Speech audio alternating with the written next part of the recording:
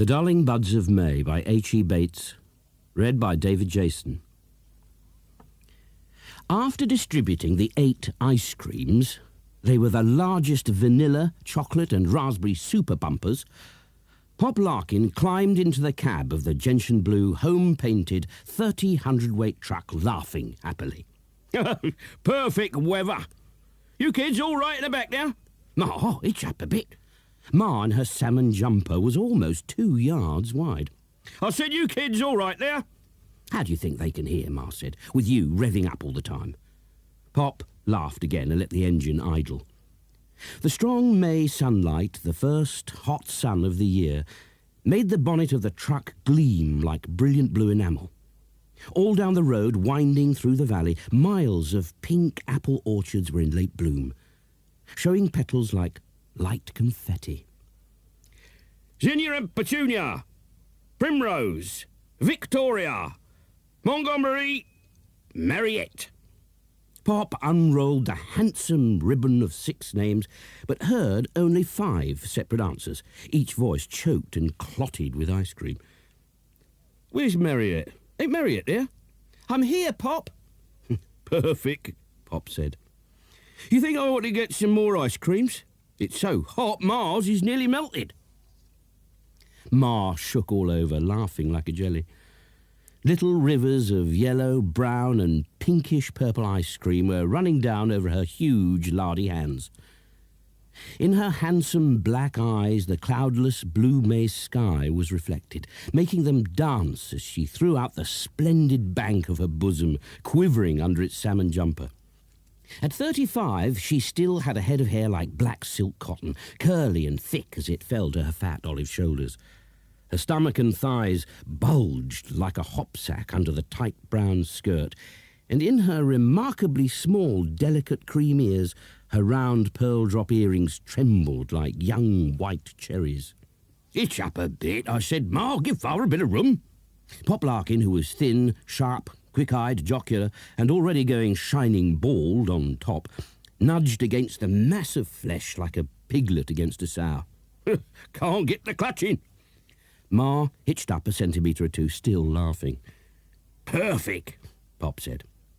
Packets of potato crisps crackled out of his pocket, together with a bundle of fivers rolled up, perhaps 100 of them, and clasped with a thick elastic band. Anybody want some crisps? Don't all speak at once. Anybody? Please? Pop leaned out of the driving cab and with 2 deft backhand movements threw packets of potato crisps into the back of the truck. Crisps, Ma? Please, Ma said. Lovely. Just what I wanted. All right. All set now? He let in the clutch at last, holding his ice cream against the wheel. Perfect, Ma. Take a look at that sky.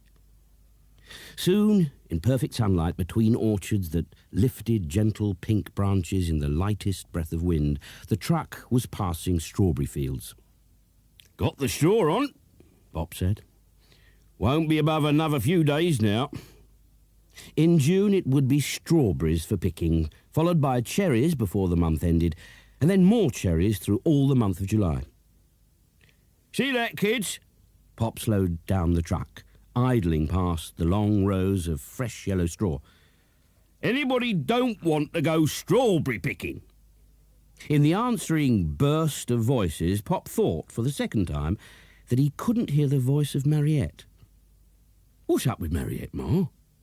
Mariette, why? Well, I ain't heard her laughing much today. Oh, I expect she's thinking, Ma said. Thinking? What's she got to think about? She's going to have a baby.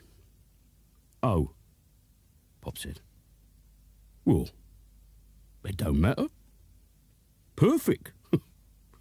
Jolly good. Ma did not seem unduly worried either. Who is it? Pop said. Well, she can't make up her mind. Ma sat happily, staring at cherry orchards as they sailed past the truck. Every bough hung with swelling fruit, palest pink on the sunnier edges of the trees. Have to make up her mind sometime, won't she? Pop said. Why? Oh, I just thought, Pop said. Ma, who had almost finished the crisps, poured the last remaining golden crumbs into the palm of her left hand. Over the years, as she had grown fatter, the 3 big turquoise and pearl rings that she wore had grown tighter and tighter on her fingers, so that every now and again she had to have them cut off, enlarged and put back again. "Well, she thinks it's either that Charles boy who worked at the farm," Ma said, "or else that chap who works on the railway line. Harry somebody." "Oh, I know him," Pop said. "He's married." "The other one's overseas now," Ma said. "Tripoli or somewhere." Pop drove happily, staring with pleasure at the cherries, the apples and the strawberry fields, all so lovely in the May sunlight, and thinking with pleasure, too, of his 6 children and the splendid, handsome names that he and Ma had given them. "Jolly good names. Perfect, every one of them," he thought.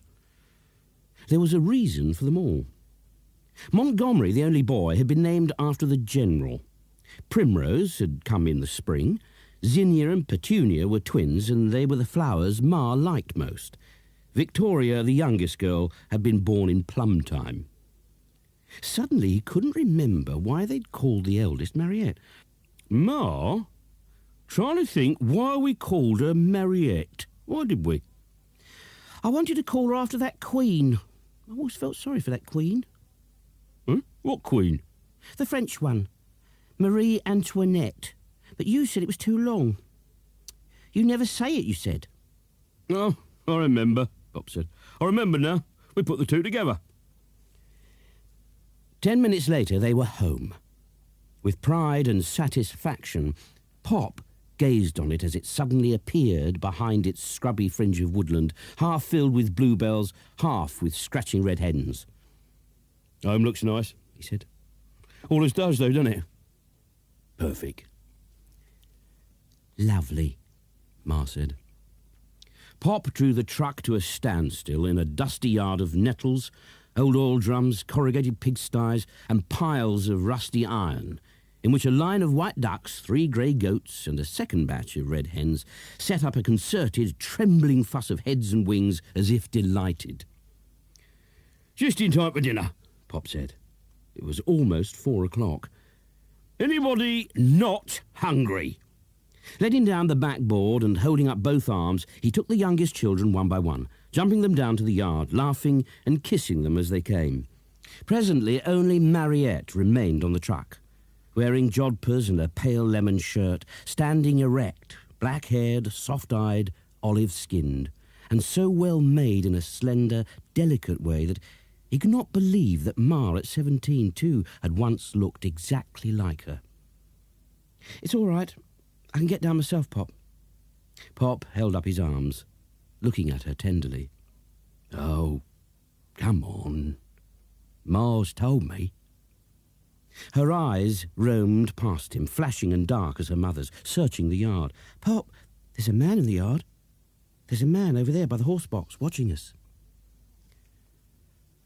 Pop walked across the yard towards the horse box. He owned 2 horses, one a young black mare for Mariette, the other a piebald pony for the other kids.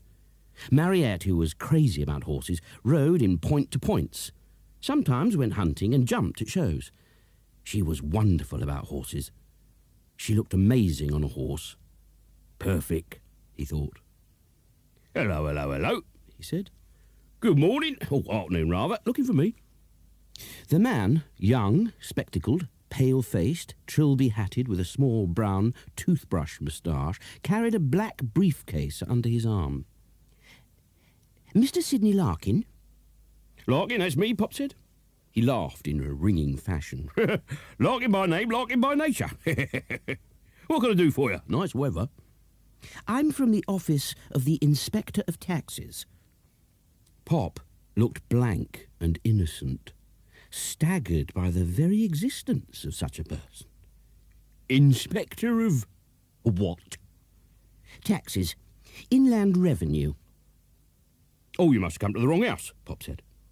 "You are Mr. Sidney Larkin?" The young man snapped open the briefcase, took out a paper and glanced at it quickly, nervously touching his spectacles with the back of his hand. "Sidney Charles Larkin?" "Yeah, that's me, all right," Pop said. "According to our records," the young man said. "You have made no return of income for the past year." Return? Pop said. What return? Why? Why? Nobody asked me. "Well, you should have had a form," the young man said. He took a yellow buff sheet of paper from his briefcase and held it up. "One like this." Form? Pop said. Form? Ma was crossing the yard with a box of groceries under one arm and a bag of fruit in the other. Ma, did we have a form like this? Pop called. Never had no form, did we? "Never seen one. Sure we never." Come over here, Ma, a minute. This gentleman's from the Inspector of something or other. "Oh, I got dinner to get," Ma said, and strode blandly on, huge as a buffalo. "You want your dinner, don't you?"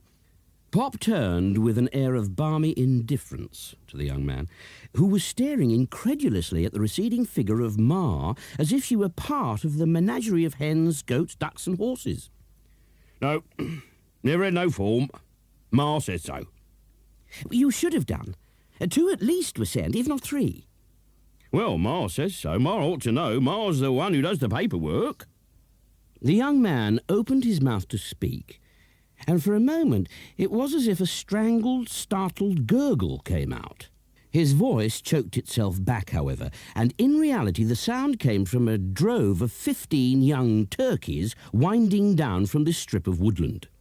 It won't hurt you, Pop said. Here, how about a nice hen bird for Christmas? Put your name on it now. "This form has to be returned to the inspector," the young man said. "There is a statutory obligation." I can't return it if I ain't got it, now can I? "Here's another." As he recoiled from the buff yellow sheet of paper, Pop saw Mariette walking across the yard, slender, long-striding, on her way to the wooden brush-roofed stable where both pony and horse were kept. I got no time for forms, Pop said. God almighty, I've got pigs to feed, turkeys to feed, hens to feed, kids to feed. I ain't had no dinner. Nobody ain't had no dinner. Suddenly the young man was not listening. With amazement he was following the progress of Mariette's dark, yellow-shirted figure across the yard. Oh, my eldest daughter, Pop said. Crazy on horses. Mad on riding. You do any riding, Mr. Oh, never caught your name. Charlton. Mariette, come over here, Jiff. Young man here's crazy on horses, like you. Wants to meet you. Come from the Ministry of Revenue or something. In astonished silence, the young man stared at the new celestial body in its yellow shirt as it floated across the background of rusty iron, pigsties, abandoned oil drums, goat-tune hawthorn bushes and dusty earth. "Hello," Mariette said. "I spotted you first." That's right, she saw you, Pop said. Who's that nice young fella in the yard, she said. "So you," Mariette said, "like riding too." Suddenly the young man woke from mesmerism, making a startling statement. I saw you riding over at Barfield," he said. "In the 3rd race at Easter. You came 2nd. I hope you had a bob or two on her, Pop said. Again he laughed in ringing fashion, bringing from beyond the stable an echo of goose voices as 3 swaggering grey-white birds emerged from a barricade of nettles, to be followed presently by half-sleepy, dainty figures of a dozen guinea-fowl.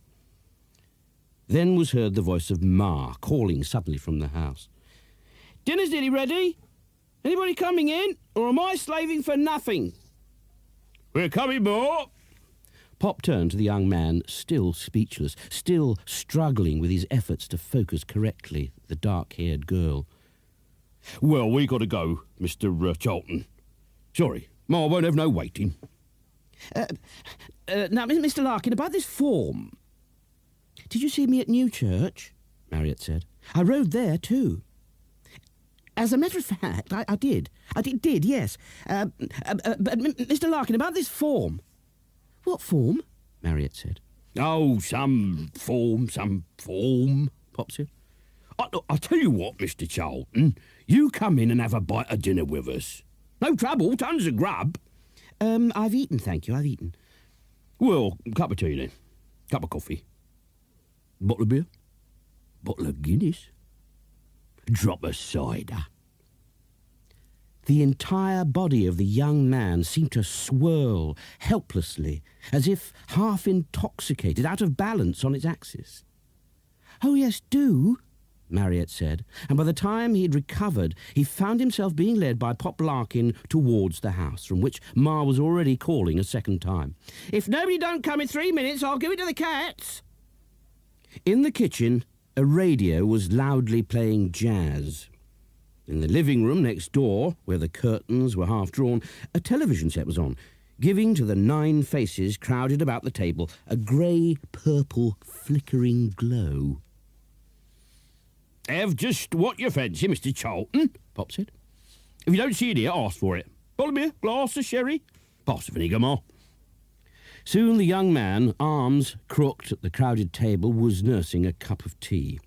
In the centre of the table stood 3 pineapples, flanked on all sides by plates of fish and chips, coloured blocks of ice cream, pots of raspberry and strawberry jam, bottles of tomato ketchup and Guinness, bottles of Worcester sauce and cups of tea, chocolate biscuits and piles of icy buns. "Perhaps Mr. Charlton would like a couple of sardines with his tea," Pop said. "Montgomery, fetch the sardines."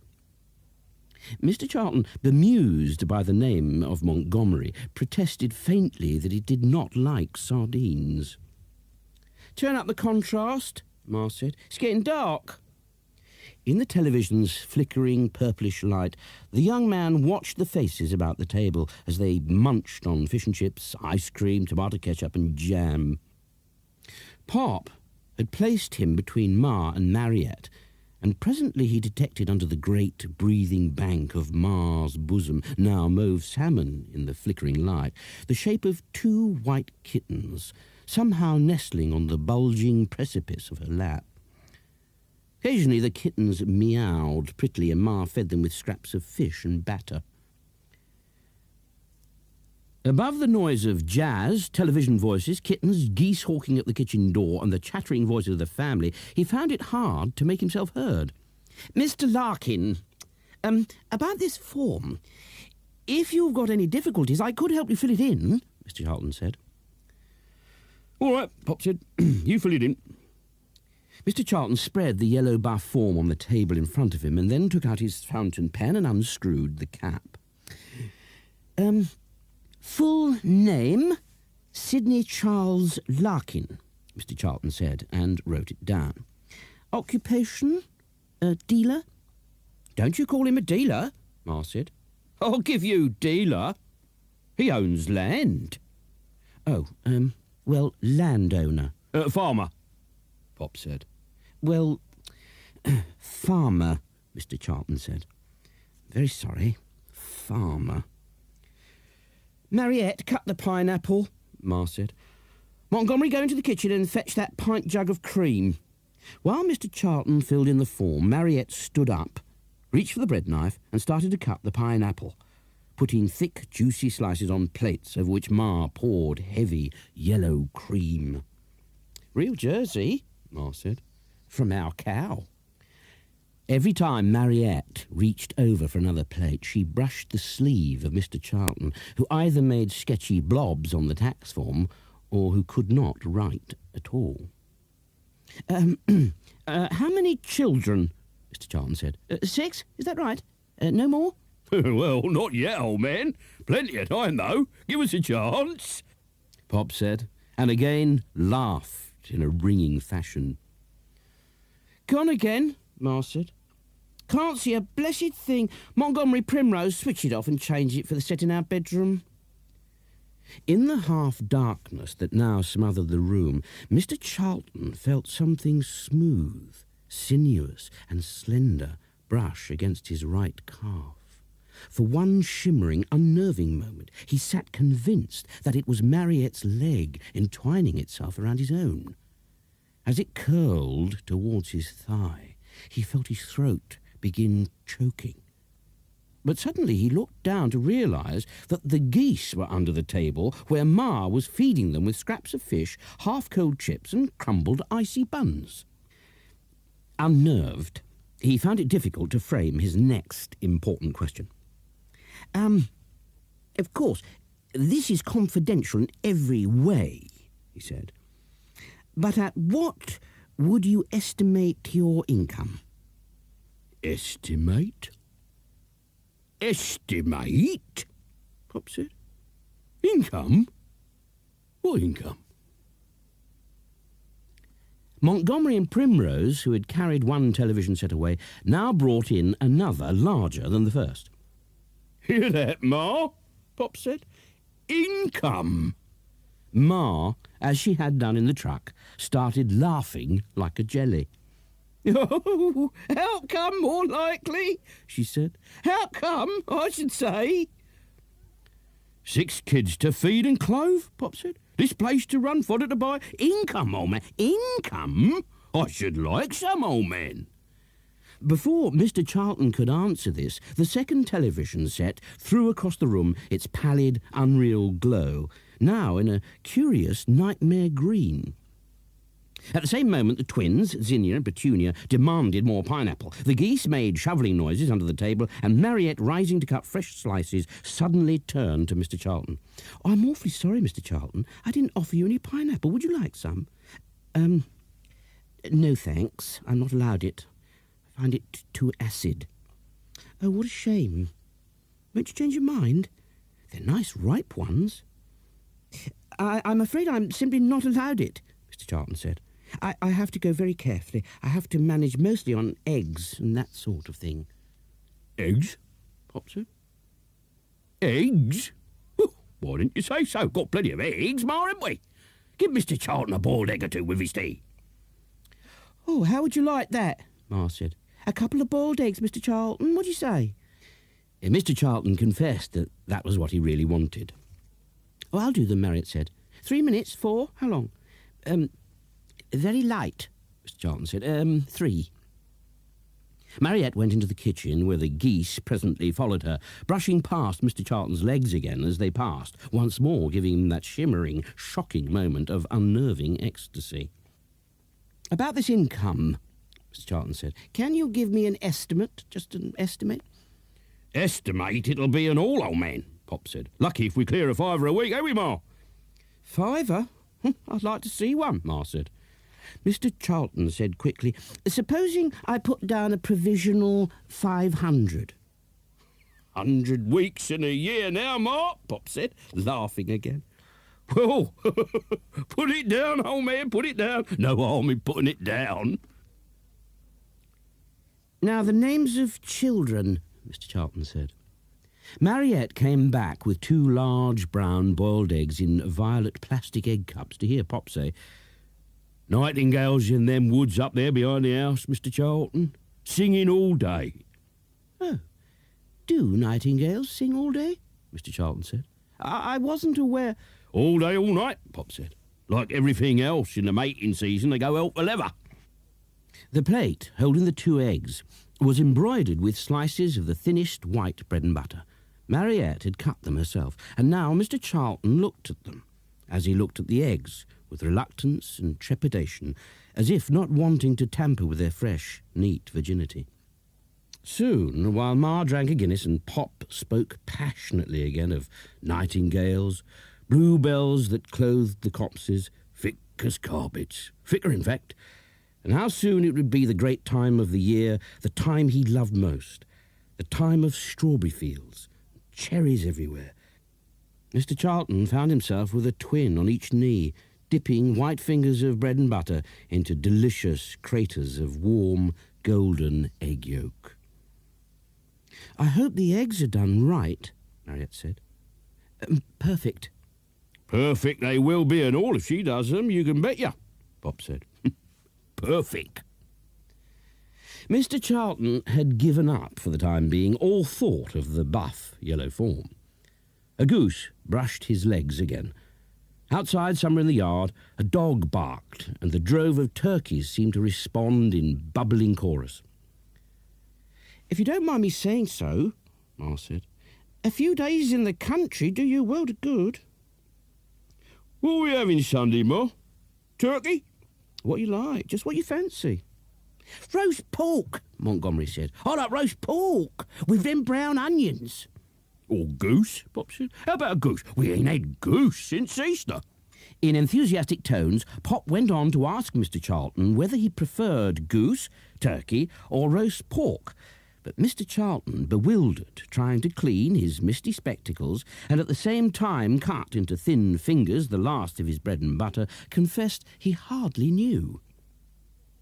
"Well, I'll tell you what," Ma said. "We'll have goose and roast pork. Then I can do apple sauce for the two." "Perfect," Pop said. "Perfect. Primrose, pass me the tomato ketchup. I've got a bit of ice bun to finish up." "Dinner on Sunday, then," Ma said. "About 2:00. Mr. Charlton felt fate softly brush his legs again in the shape of a gooseneck. At the same time, he saw Mariette smile at him with intensely dark, glowing eyes, almost as if she had in fact brushed his leg with her own. He felt his limbs again begin melting. Across the fields, a cuckoo called, and Pop echoed it with a belch that seemed to surprise him, not only by its length and richness, but by the fact that it was a belch at all. "Manners," he said, "pardon," and beat his chest in stern, suppressive apology. "Nobody's birthday Sunday, is it?" he said. Nobody's birthday before August," Ma said. "Then it's mine," Mariette said. "I'll be 18. "Tell you what," Pop said. "If you've had enough, Mr. Charlton, why did you get Mariette to take you as far as the woods and hear them nightingales? I don't think you believe they sing all day, do you?" "Oh, yes, Shall we ride or walk?" Mariette said. "I don't mind the pony if you want to ride." I think I'd rather walk." "In that case, I'll run and change into a dress," she said. "It's getting a bit warm for jodhpurs." The twins abandoned Mr. Charlton's eggless plate and fetched jam jars from the kitchen. "Going to the stall," they said. "Think we'll put the honeysuckle on today instead of bluebells." As they ran off, Pop said, "That's the flower stall they keep at the corner of the road down there. Wildflowers, tuppence a bunch for motorists. Everybody works here, you know." Presently, Ma, concerned at Mr. Charlton's air of retreat, uncertainty and fatigue, spread her hands like lardy legs of pork across her salmon jumper and said with earnest kindness, "Taking your holiday soon, Mr. Charlton? Where do you usually go?" I hadn't. "You should come strawberry picking with us," Ma said. "Do you the world of good, else cherry picking. Best holiday in the world if the weather's nice. Make yourself a lot of money, too." "Perfect," Pop said. "Don't cost nothing either. Here's Mariette. Perfect, I tell you." Mr. Charlton rose from the table to find himself stunned by a new astral body. Now in a lime green dress with broad black belt, a flouncing skirt, loose neck, and short scalloped sleeves. Her beautiful dark eyes were smiling at him splendidly.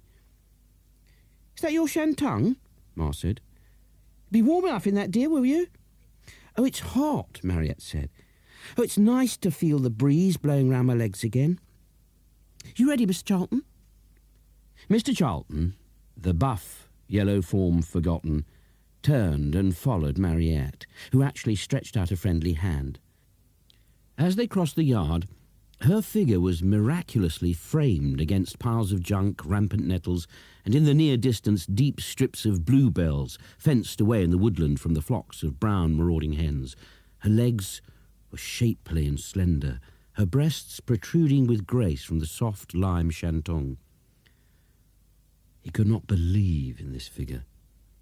Nor 5 minutes later could he believe that the yard of nettles and junk, Pop's beautiful, incredible paradise, lay only 100 yards away, screened by thickets of hornbeam and hazel, oaks in olive flower, and may trees carrying blossom as rich and thick as Ma's lavish Jersey cream. "You didn't really believe about the nightingales, did you?" "No." "Listen," she said. "You will."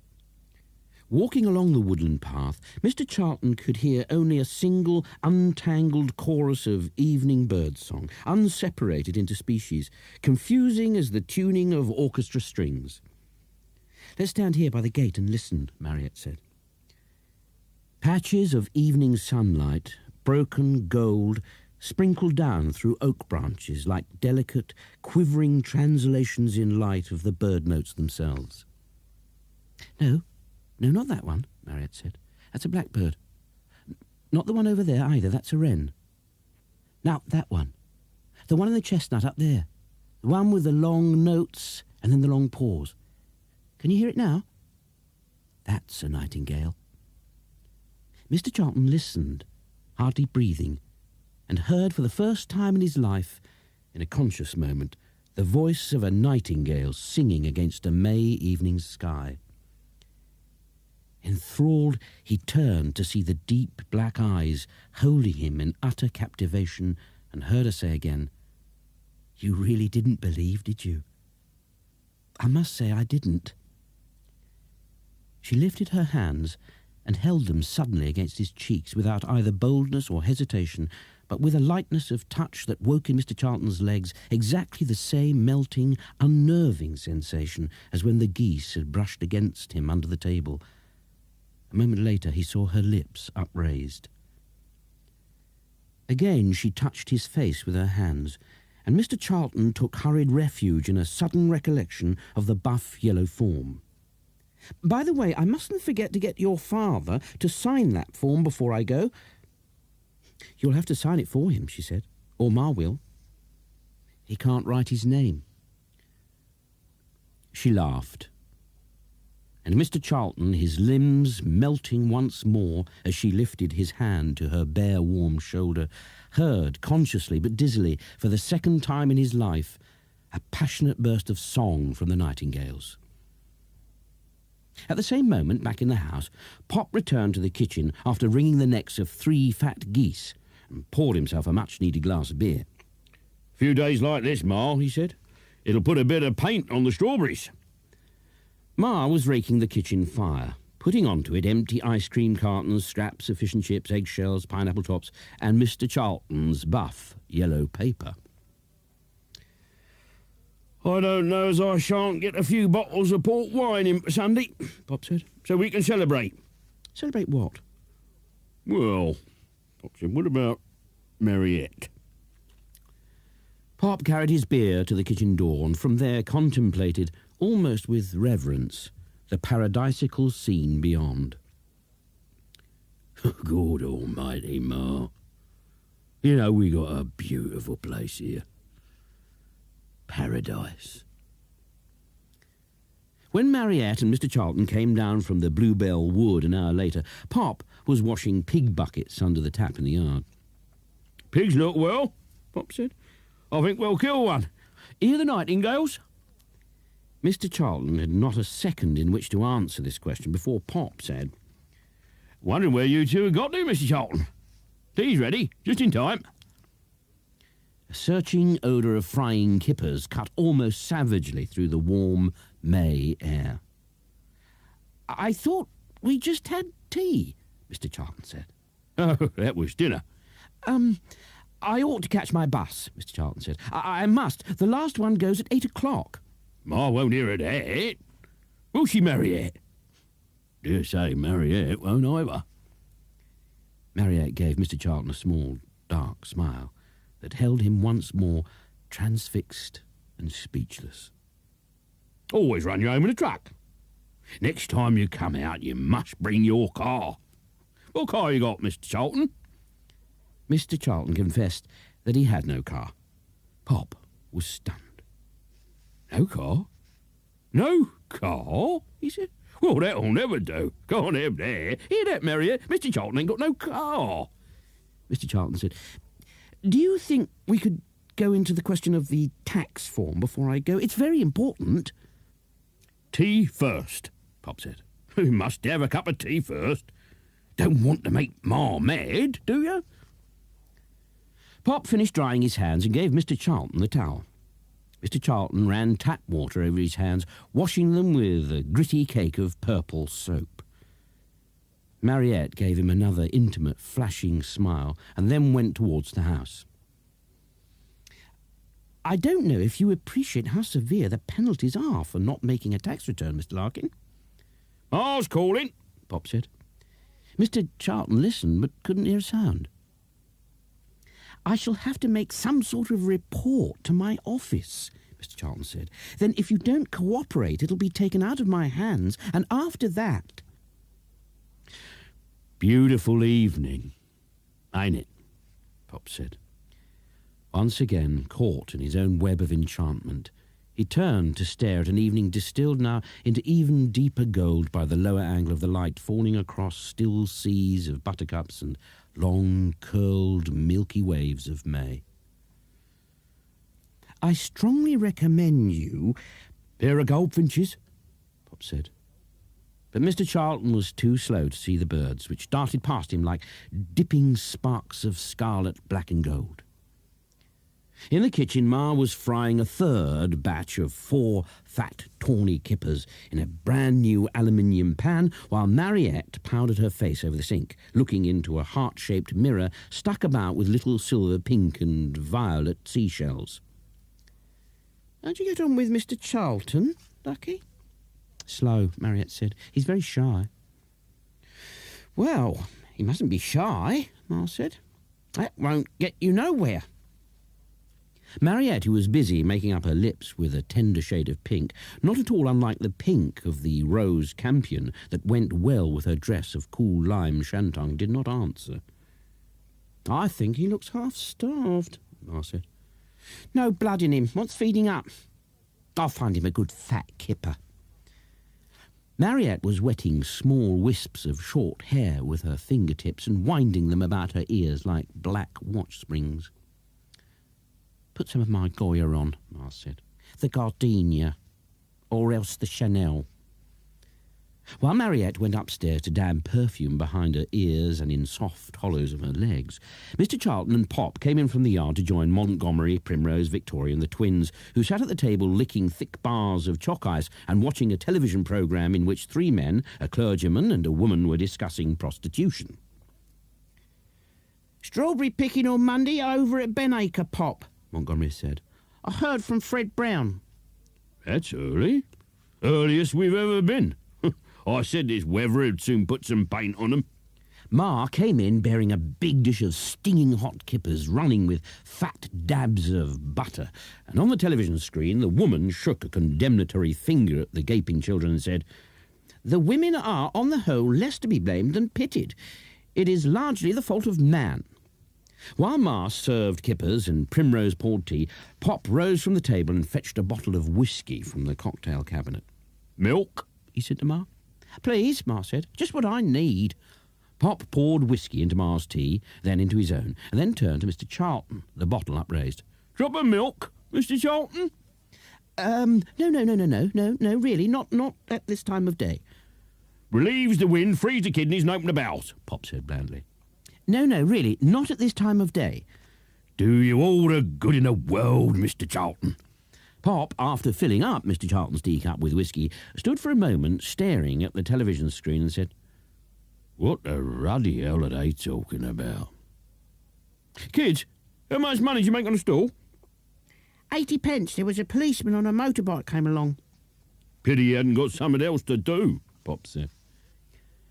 Mr. Charlton sat in a new construction of bewilderment made more complex by the arrival of Mariette, fresh and lovely, with new pink lipstick, face powder, and a heavy fragrance of gardenias that overwhelmed him in a cloud of intoxication as she came and sat at his side. Sorry I'm late, she whispered to Mr. Charlton, and he could have sworn in another moment of shimmering agony that her silky legs had brushed his own. Just to make myself presentable. By the way, Mr. Charlton, Pop said, what's your other name? I don't like all this mistering. Cedric. Ma started choking. Kipperbone, Pop said. It happened once before. He rose from the table and struck Ma a severe blow in the middle of the back. She boomed like a drum. Better? Pop said, and hit her a second time, rather more robustly than the first. Except for bouncing slightly, Ma did not seem to mind at all. It was the worst of kippers, Pop said. Too much wire work. Fetched it up. Ma started laughing like a jelly. play crib at all, Mr. Charlton? Pop said. Mr. Charlton had to confess he had never heard of crib. Card game, Pop said. We all play here. Learns your figures. Mariette plays. Mariette could show you how. Mr. Charlton turned to look shyly at Mariette.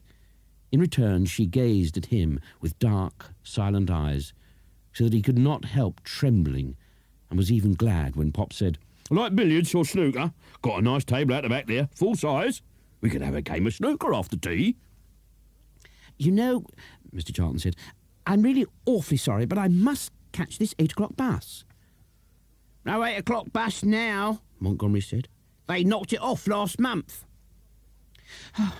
In that case, I must start walking. It's 8 miles. Walking my foot, Pop said. I said I'll run you home in the truck, or else Mariette can take you in the station wagon. Mariette can drive. Mariette will take you, won't you, Mariette? Of course. Mr. Charlton sat down, mesmerised. Why don't you stay the night? Pop said. That's all right, ain't it, Ma? More the merrier. Perfect, Pop said. Well, make your bed up on the billiard table. No, really. It's so simple, Mariette said. After all, tomorrow's Saturday. You don't have to go to the office Saturday, do you? Of course he don't, Pop said. That's settled then, Ma said. I'll put him on that new Superfoam mattress Mariette has for sunbathing. Oh, that mattress is marvellous, Mariette said. You sink in, your body simply dreams into that mattress. In another unnerving moment, Mr. Charlton saw the girl, hands raised to her bare shoulders, luxuriously enact for him the attitudes of dreaming into the mattress. As her eyes closed and her lips parted gently, he struggled to bring himself back to reality, firmness, and a state of resistance, and he said, No, I'm sorry, I really must be adamant. Pop stared with open mouth, powerfully stunned and impressed by this word. In a single moment, Mr. Charlton was raised greatly in his estimation. He looked at him with awe. Oh, won't you stay? Mariette said. We could ride tomorrow. Struggling against the dark eyes and the fragrance of gardenia, powerful even above the penetrating sting of kippers, Mr. Charlton began to say, No, really, for one thing, I've nothing with me. I've no pyjamas. God almighty, Pop said. Pyjamas? His admiration and awe for Mr. Charlton now increased still further. Here was a man who spoke in words of inaccessible meaning and wore pyjamas to sleep in. Sleep in your shirts, old man, he said. Like I do. I wear pyjamas, Mariette said. I'll lend you a pair of mine. No, really. I think you're about my size, Mariette said, so that Mr. Charlton found himself in the centre of a shattering vortex, trapped there by the incredible thought that presently he would be sleeping in Mariette's own pyjamas, on her own dreaming bed of foam. Before he could make any further protest about this, Primrose poured him a second cup of tea, and Pop, leaning across the table, filled it up with whiskey. You ought to come strawberry picking, Pop said. Mr. Charlton suddenly remembered the tax form. It mustn't be forgotten, he thought, the tax form. On no account must it be forgotten. Got to go home, he thought. I've got to start walking. Something brushed his leg. I must remember the tax form. He was startled into a sudden, shivering catch of his breath, and a moment later the white kitten was on his knee. I'll go and find the pyjamas and get them aired, Mariette said. Mr. Charlton emerged from a moment of acute hypnosis to feel her hand reach out, touch him softly, and then begin to draw him away. Coming? We could try them against you for size. Mr. Charlton followed the girl blunderingly, the white kitten softly brushing his legs as he went, the thick, night, sweet scent of gardenia penetrating to his blood, seeming to turn it as white as the flower from which it sprang. At 10:30, Pop, Ma and Mariette were still trying to teach Mr. Charlton the mysteries and arithmetic of crib. Utterly baffled, the only coherent thing he'd been able to do all evening was to telephone his landlady to say that he wouldn't be coming home that night. Mr. Charlton found it quite impossible to understand the elements of the game, still less its language and figures. 15 2, 15 4, 15 6, pairs 8, 3's 11, 3's 14, and 1 three's knob's 15. Pop dealt the cards very fluidly and counted like a machine. I don't understand. 1 three's knob. Check, said Pop. Told you. 1 three's knob, 2 three's heels. You'll do, Mop. Ma dealt very fluidly too. Got to use your loaf in this game, Mr. Charlton, Pop said. I thought you was office man. I thought you was good at figures. Rather different sort of figures, Mr. Charlton said. Thirsty, Ma? I'm thirsty. During the evening, Pop had drunk peach juice laced with gin, 2 bottles of Guinness and a light ale. Mr. Charlton had drunk 2 glasses of beer. Ma and Mariette had been drinking cider. I'll mix a cocktail, Pop said. Mr. Charlton, what about a cocktail? You don't want no more, Ma said. You'll want to get out in the night. Oh, I'm thirsty, Pop said. I'm parched up. You'll be pickled. Pop was already moving on his feet towards the expensive glass and chromium cocktail cabinet that stood in one corner. Sit down and play your hand. Never been pickled in me life, Pop said. Anyway, not more than once or twice a week. And then only standing up pickled. Was there some other form? Mr. Charlton wondered. Oh, I'm getting tired of crib, Mariette said. It's hot in here. I'm going to cool off in the yard. Mr. Charlton? Like her father, she found it difficult to call Mr. Charlton by his Christian name. Like to come? After he's had a cocktail, Pop said. I'm going to mix everybody a special cocktail. While Mariette packed up the cards, the pegs and the pegboard, Pop stood by the cocktail cabinet consulting a book, a guide to better drinking, given to him by Montgomery for Christmas. It was the only book he'd ever read. Here's one we never tried, Pop said. Rolls Royce. Oh, that sounds nice, Ma said. Half vermouth, quarter whiskey, quarter gin, dash of orange bitters. Dash you will too, Ma said. With that lot, it'll blow our heads off. Blow summer off, Pop said. Not sure what, though. Once again, Ma started laughing like a jelly. When the cocktail was mixed, Pop poured it into 4 large cut-glass tumblers embellished with scarlet cockerels. I've made doubles, he said. Saves a lot of time like that. I'll try it first, Ma said. We don't want it if it's no good. Rolls-Royce or no Rolls-Royce. Besides, you might fall down dead. Pop drained the shaker. Perfect, he said. Ooh, this'll grow here. By the way, Ma said, talking about Rolls-Royce, did you do anything about that one? Sunday, Pop said. The chap's a stockbroker. Colonel Forbes. He's only down weekends. Pop's mad on a Rolls, Ma explained to Mr. Charlton. Pop handed round the cocktails. Cheers, everybody, he said, raising his glass. Here's to the strawberry lark. Roll on, Monday. Mr. Charlton drank. A wave of pure alcohol burned the roots of his tongue. He was utterly unable to speak for some moments, and could only listen with undivided and searing agony to a question, first from Pop and then from Mariette, about whether he could be with them on Monday for the strawberry lark.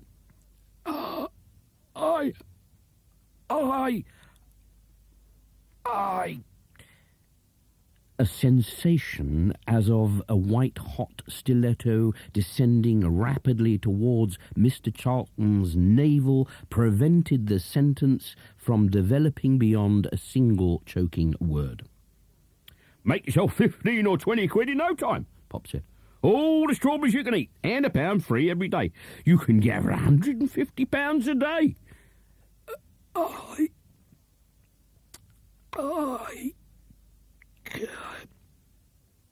Burning tears came into Mr. Charlton's eyes. He succeeded in murmuring at last, with a tongue cauterized of all feeling and in a voice that did not belong to him, something about work, office, and having no leave. You could always come in the evening, Mariette said. Plenty of people do. As she said this, she turned and looked at him. The eyes seemed more tenderly, intensely, darkly penetrating than ever, and he began flushing deeply. "It's lovely in the evenings," Marriott said. "Absolutely lovely." Another draught of alcohol, snatched by Mr. Charlton in another desperate moment of speechlessness, injected fire into remote interior corners of his body that he did not know existed. Oh, my God, this is a perfect pick-me-up, Pop said. We must all have another one of these. Mr. Charlton despaired and passed a groping hand over his face. His mouth burned as if from eating ginger.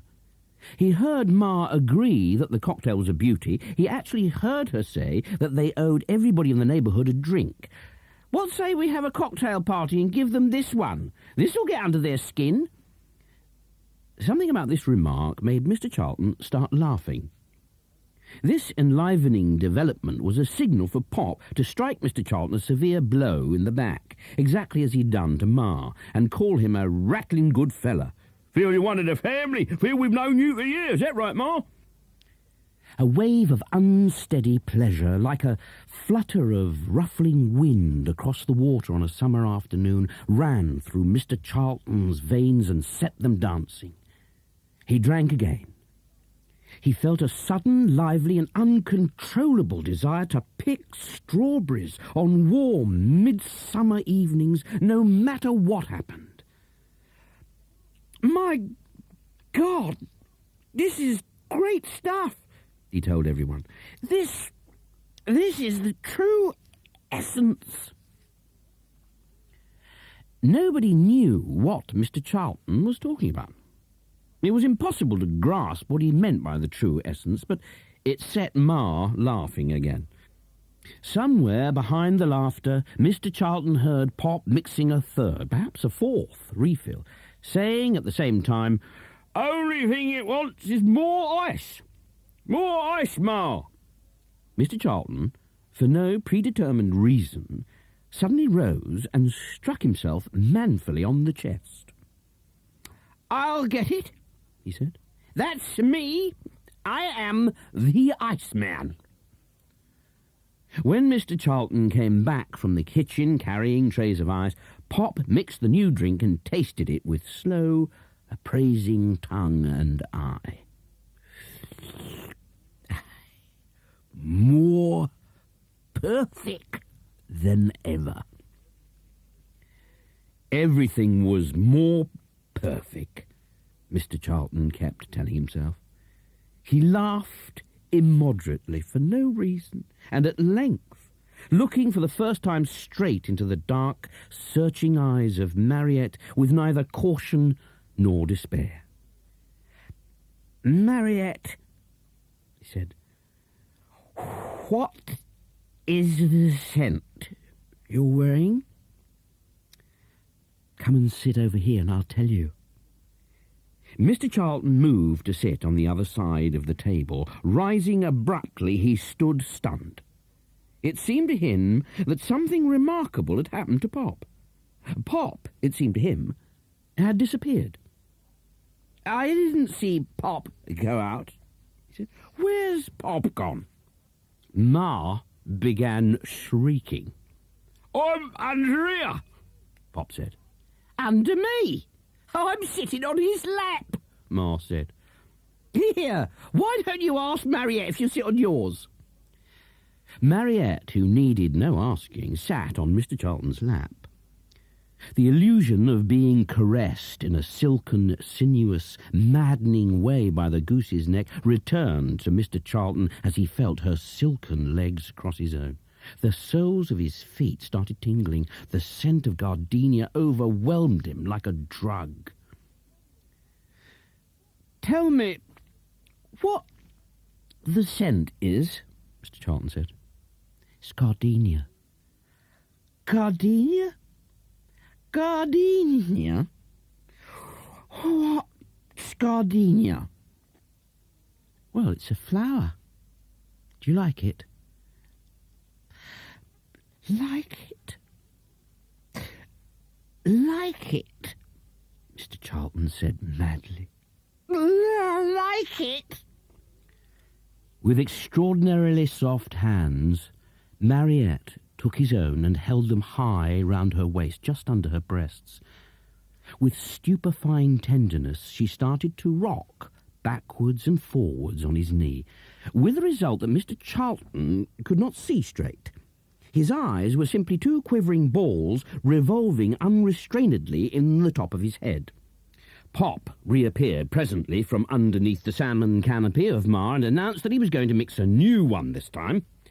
"How about a chauffeur? Jeremy rolls this up a chauffeur," he said. He stood earnestly consulting the Guide to Better Drinking. 1/3 of vermouth, 1/3 whiskey, 1/3 gin. Just of Angostura. Sounds perfect, eh? Everybody game? Everybody was game. Mr. Charlton was very game. He said so over and over and over again. Mariette held his hands more closely against her body and a little higher than before, and Mr. Charlton let his head rest against the velvety, downy nape of her dark neck.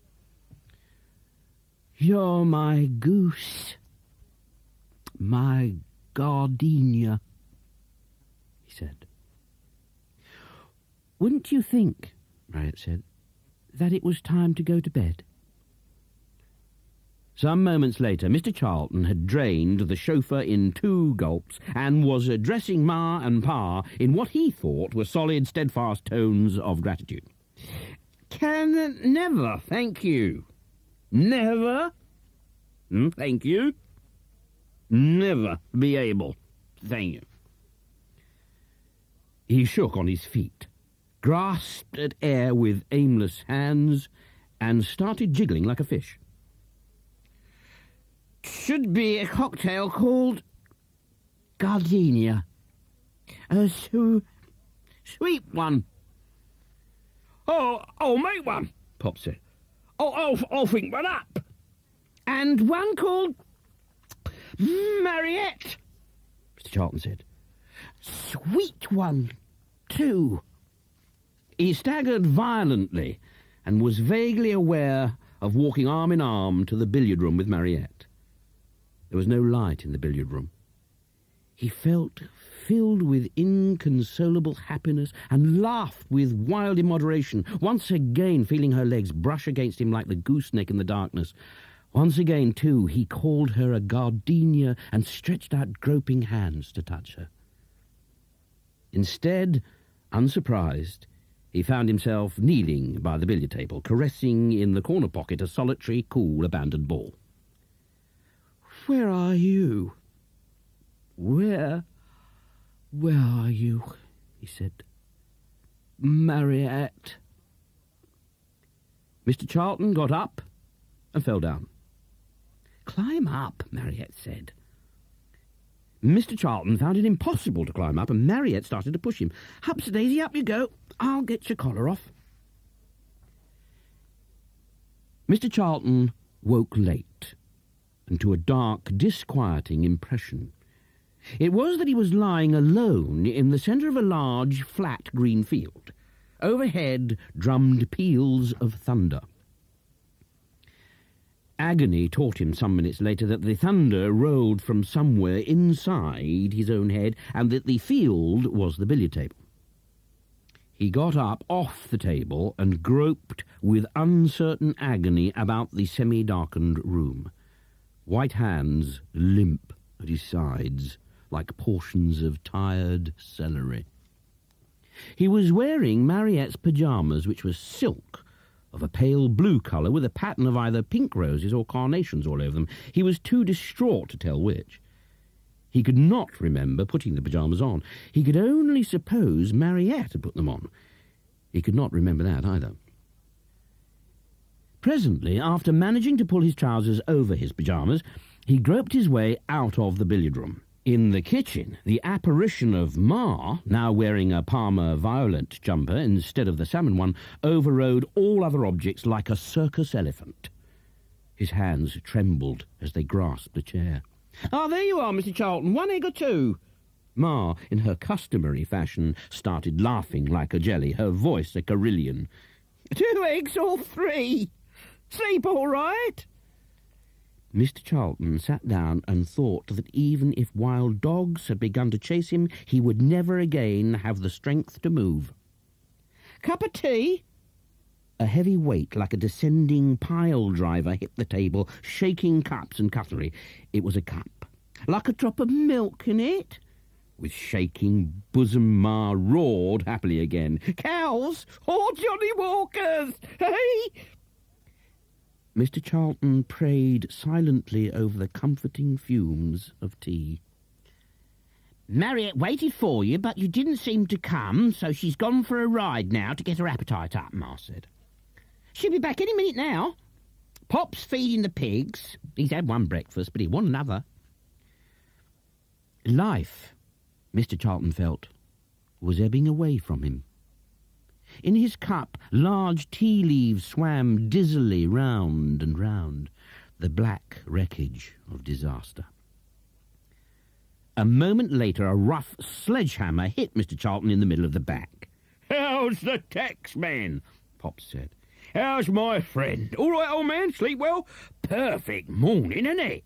I don't think Mr. Charlton feels very well, Ma said. No? Pop said. Oh, pity. Didn't he sleep very well? Potted the white, eh? Pop barked with violent laughter at his own joke. Hair of the dog, I should say. Mr. Charlton had never heard of Hair of the dog. Pop sat down at the table and drummed on it with the handles of his knife and fork. What's your programme this morning, old man? Like to come with me and take the pig over to the bacon factory? I think I shall have to go home. Oh, don't say that, old man, Pop said. We was looking forward to having you for the whole weekend. I want to show you the place. I've got 32 acres here altogether. Lovely big meadow at the back. Beautiful stretch of river. Perfect. Did you do any fishing? While Pop was speaking, Ma set before him a plate of 3 eggs, 4 6-inch rashers of home-cured bacon, 3 very thick brown sausages, and a slice of fried bread. Pop attacked this with the virility and desperation of a man who has not seen food for some long time. In an excruciating moment, the last of Mr. Charlton's intestines got ready to dissolve. Suddenly, Pop slapped down his knife and fork, troubled. Something wrong? Ma said.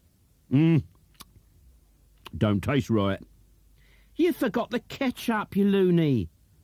Pop reached out, grabbed the ketchup bottle and shook an ocean of scarlet all over his breakfast. Mr. Charlton shut his eyes.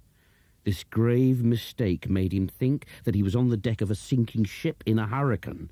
He opened his eyes with great haste, and the deck came up at him. Hello there, Bright Eyes. Good morning. How are we this morning? The astral figure of Mariette, fresh in yellow shirt and jodhpurs, was all that Mr. Charlton felt he needed to set him weeping. The pristine, cheerful voice was beyond his range of thought. He tried to say something and failed faintly. Mr. Charlton doesn't feel all that well, Ma said. He says he might have to go home. Pop belched with enormous pleasure, as usual, surprising himself. He struck his chest with the handle of the fork as if in stern reproval. Oh, my foot. Stop worrying, old man. That's the trouble with you office fellers. You'll worry too much by half. After all, here today and gone tomorrow. Heavens, I'm hungry, Mariette said. She sat down at the table, stirred a cup of tea, and started laughing. Her voice put stitches into Mr. Charlton's head, stabbing lines of them on hot needles. See something funny out riding? Pop said. Like the Brigadier's sister. I was smiling at Mr. Charlton. He's still got the pyjamas on. She started laughing again. Oh, that was a laugh, getting them on last night. First we couldn't get one lot of trousers off, then we couldn't get the other lot on. Oh, Mr. Charlton, you were a scream. You're an absolute scream. Mr. Charlton, who began to feel, among other things, that he was not grown up, did not doubt it. Everything was a scream. His whole body, his entire mind, and his intestines were a scream. Tonight I'll make you a proper bed up, Ma said. In the bottom bathroom. Nobody uses it very much now. We've got the new one upstairs. I really think, Mr. Charlton said, his voice limp, I'd better go home. In a sudden gesture of fond solicitude, Pop put an arm round Mr. Charlton's shoulder. You know, Charlie boy, I wish your name was Charlie instead of Cedric. It's more human. I can't get used to Cedric. It's like a parson's name. Can't we call you Charlie? Please call me Charlie if you wish, Mr. Charlton said, and felt once again like weeping. Oh, what was I going to say, Charlie boy? Oh, yes, it's this, old man. I think that you need a Larkin special. Mr. Charlton had no time to ask what a Larkin special was before Pop was out of the room, across the passage, and into the living room on the other side. Presently there were noises from the cocktail cabinet. That'll put you as right as a lamplighter in no time, Ma said. Acts like a charm. Mariette was now eating bacon, eggs, large burnished brown sausages, and fried bread. Some curious reflex of thought made Mr. Charlton remember the buff yellow tax form. He hadn't seen it since sharing his eggs with the twins the previous day. Mrs. Larkin, Mr. Charlton began to say. He felt suddenly, in a guilty fashion, that he ought to make some sort of atonement with himself for all that had happened. He was actually bothered by a sense of duty. I don't suppose you've seen that buff yellow form? Coming up, coming up, coming up, Pop said. Here you are, Charlie, old man. Larkin special. Don't ask what's in it, don't stare at it, don't think. Just drink it down, and in 10 minutes you'll feel perfect again. Pop set before a demoralised Mr. Charlton what Mr. Charlton could only think was a draught of bull's blood. I think I should like to go and lie down. Don't think a thing, Pop said. Drink it. Say to hell with everything, drink it. Mr. Charlton hesitated. I can vouch for it, Ma said. The soft, dark eyes of Mariette smiled across the table. The familiar astral vision of cool olive skin against the light lemon shirt, of dark hair and the firm, treasured breasts that Mr. Charlton had almost clasped the previous evening, revived an inspiring momentary recollection of his lost white fire. He ducked his head and drank. Now I must get cracking, Pop said. I got a bit of a deal to do about some straw. I got the new deep freeze to pick up, and the pigs and the port. With fond assurance, he laid his hand on Mr. Charlton's shoulder. Charlie, old man, he said, by the time I get back, you'll feel perfect. Mariette was eating toast and golden marmalade. As she opened her mouth to eat, he saw for the first time how beautifully white her teeth were, and how pink, in a pure rose-petal shade, her tongue now appeared as it darted out and caught the golden shreds of marmalade. It's absolutely wonderful in the woods this morning, Mariette said. All the bluebells are out, and the moon daisies. It's hot too, and the nightingales are already started when I was coming back. You're not really going home today? Mr. Charlton remembered his office, the in-tray, the out-tray, the files, the other chaps, the ink-stained desk, the chatter of typewriters. If you're sure it's no trouble... Trouble? Ma said. We want you. We love to have you. I've finished, Mariette said. Like to get a breath of air? Mr. Charlton went to the door and stood in the sun. With reviving heart, he stared across Pop's paradise of junk. Scratching hens, patrols of geese, and graveyards of rusty iron, in the middle of which Montgomery was milking goats under a haystack. Over all this, a sky as blue as thrush's eggs spread with unblemished purity. The near fringes of meadows had become overnight white with moon daisies, drifts of summer snow. A cuckoo called and was answered by another, the notes like those of tender horns. How do you feel now? Mariette said. The pale face of Mr. Charlton broadened into its first unsteady daylight smile. A little more perfect than I was. By Saturday night, the new deep freeze was installed.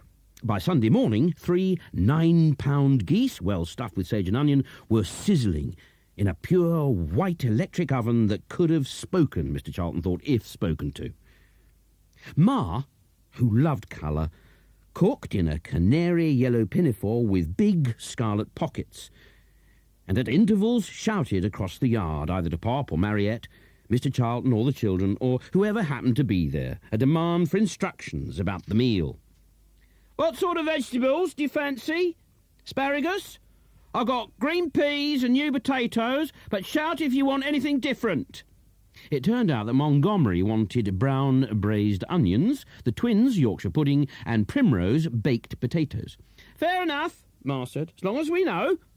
By noon, Mariette, dressed in neat sky-blue linen shorts and an open-necked vermilion blouse, her legs bare, was laying a white cloth on a long table underneath the walnut tree that overshadowed, like a faintly fragrant umbrella, the only civilised stretch of grass near the house on the south side. It was cool and dark there under the thickening walnut leaves out of the sun, and Mr. Charlton helped her by bringing cutlery from the house on papier-mâché trays brightly decorated with hunting scenes, race meetings, or pointers carrying birds.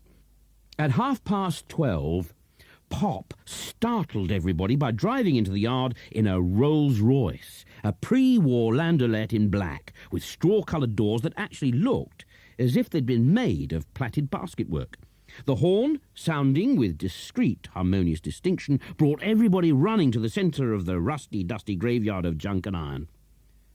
Pop stopped the car and dismounted with triumphant, imperial pride.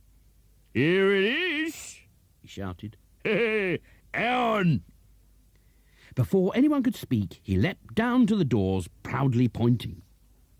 "Monogram," he said. "Look, Ma, monogram on the doors." "Oh, royal," Ma said. "Duke, I think," Pop said. "The fellow didn't know. Anyway, Duke or Viscount or some toff of some sort." Ma was dazzled. "All in," Pop said. "Everybody in. Everybody wants to ride. Come on, get in." Everybody, including Mr. Charlton, got into the Rolls-Royce. On the wide, spacious seats of dove-grey upholstery, upon which heavy cords of tasselled yellow silk hung at the windows, there was plenty of room for everybody. But the twins sat on Mr. Charlton's lap. Ma herself sat in the centre of the back seat, her turquoise-ringed hands spread on her yellow pinafore. Soon an entranced look crept like a web across her face, only her eyes moving as they rolled gently from side to side, taking in the smallest details. "It's got vases for flowers," Ma said.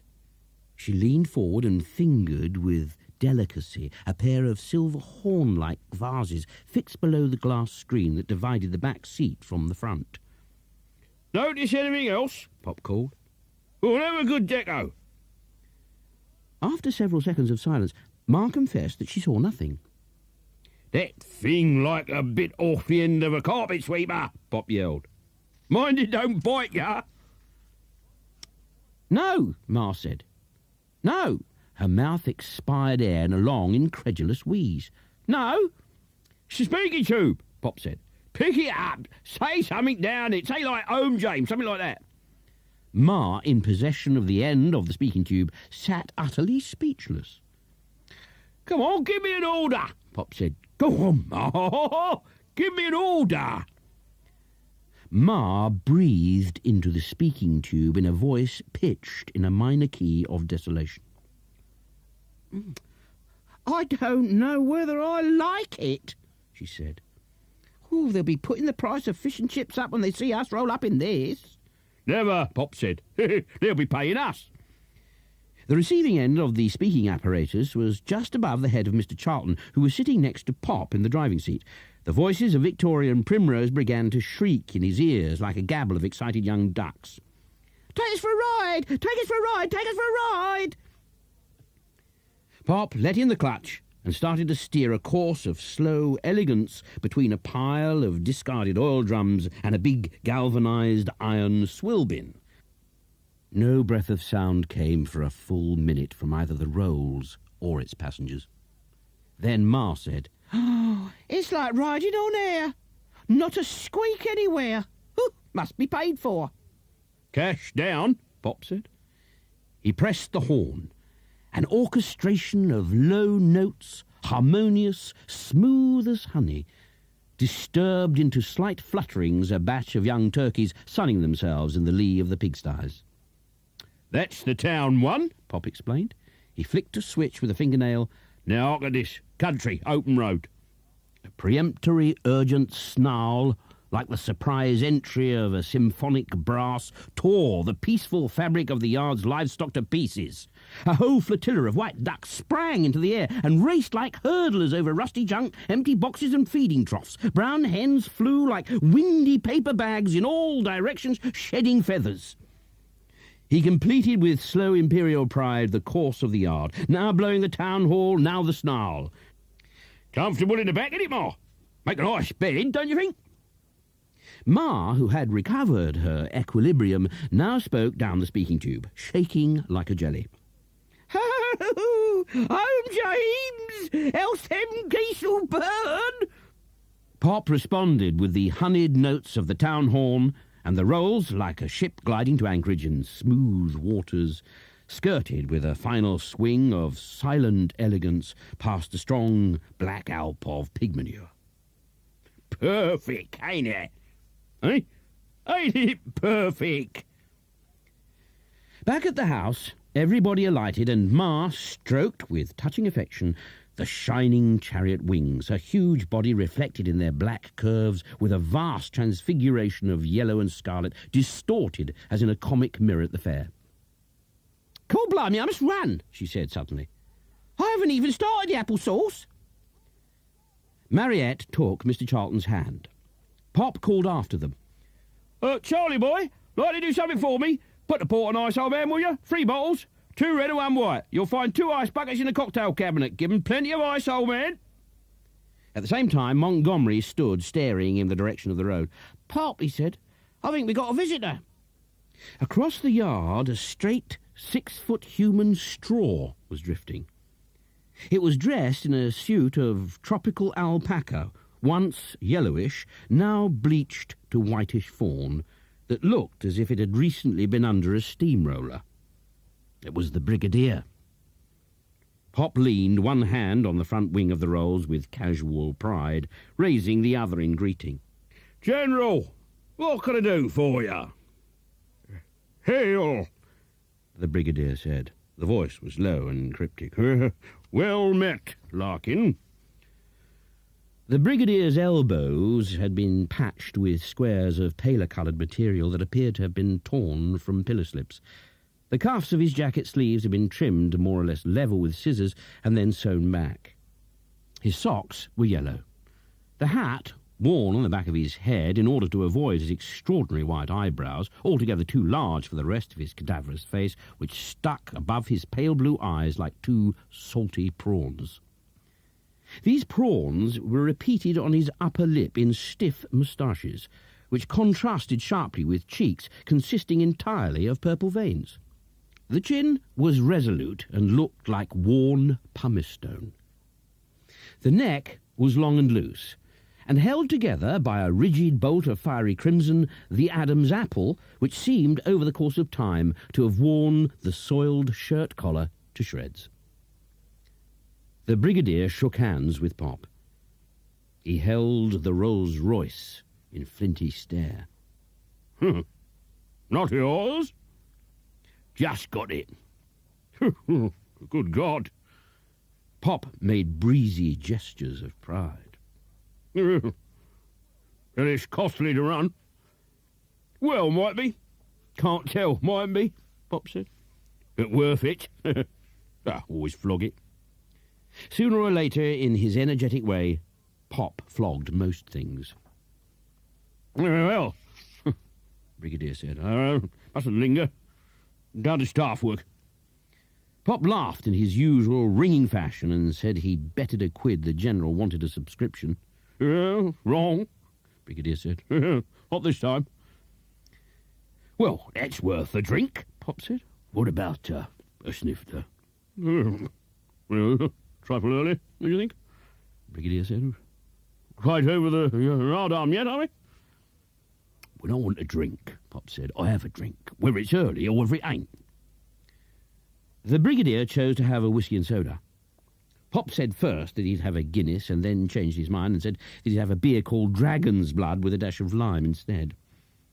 In the sitting room, the Brigadier found it hard to concentrate even on the whisky and soda because of powerful, torturing odours of roasting geese that penetrated every corner of the house, delicious with sage and onion stuffing. Yeah, might as well come straight to the point, Brigadier said. Fact is, Larkin, I'm in a god-awful mess. Women? The Brigadier looked extremely startled. The prawns of eyebrows seemed to leap out. He seemed about to speak and then drank with eagerness at the whisky and soda instead. No, he said eventually. Bad enough, not that bad. Is this damn Gymkhana. That bullshit Fortescue had a god-awful row with the committee Friday and is withdrawn from the field. Always was a basket. Not only withdrawn from the field, Brigadier said, but withdrawn the field. Oh, means you got nowhere to hold a damn thing. Bingo, the Brigadier said. Well, nothing to worry about. Pop said, you can hold it in my meadow. Don't let me rush you into a decision, Larkin, the Brigadier said. You don't have to decide. Good grief. Nothing to decide. The meadow's there, isn't it? All I've got to do is get the grass cut. I'll get the grass cut this week and things will be perfect. The Brigadier was so much touched by this that he nervously held his glass in his left hand and started poking a finger into the hole of his right trouser knee, a habit about which his sister had already scolded him acidly twice at breakfast. Can't thank you enough, Larkin, he said. He coughed, drank again, poked at the hole in his knee, and called Pop a stout fellow. Never be able to thank you. He rose to go. Before he was on his feet, Pop was insisting on another snifter, and Ma, hearing the tinkle of ice in glasses, called from the kitchen, "What about the one for the old cook in here? What's she done today?" The Brigadier had a second whisky and soda. Pop had a change of mind and had a whisky and soda too. Ma ordered beer because she was parched from cooking and came to the sitting room to drink it from a big glass that spilled foam down her hands. "Bung-ho," she said to the Brigadier. "How's your sister today?" Gone to see an aunt, the Brigadier said. "Sunday dinner all on your lonesome?" Ma said. Oh, not quite that bad. Torturing waves of sage-sharp fragrance from the roasting geese made him suddenly feel more heady than even the whisky and soda had done on his empty stomach. I shall waffle down to the pub and grab a bite of cold. "Cold on Sundays?" Ma was deeply shocked. "Well, why don't you stay here and eat with us?" Encore! More the merrier! Perfect! Well, bless my soul, with all your brood? "Of course," Ma said.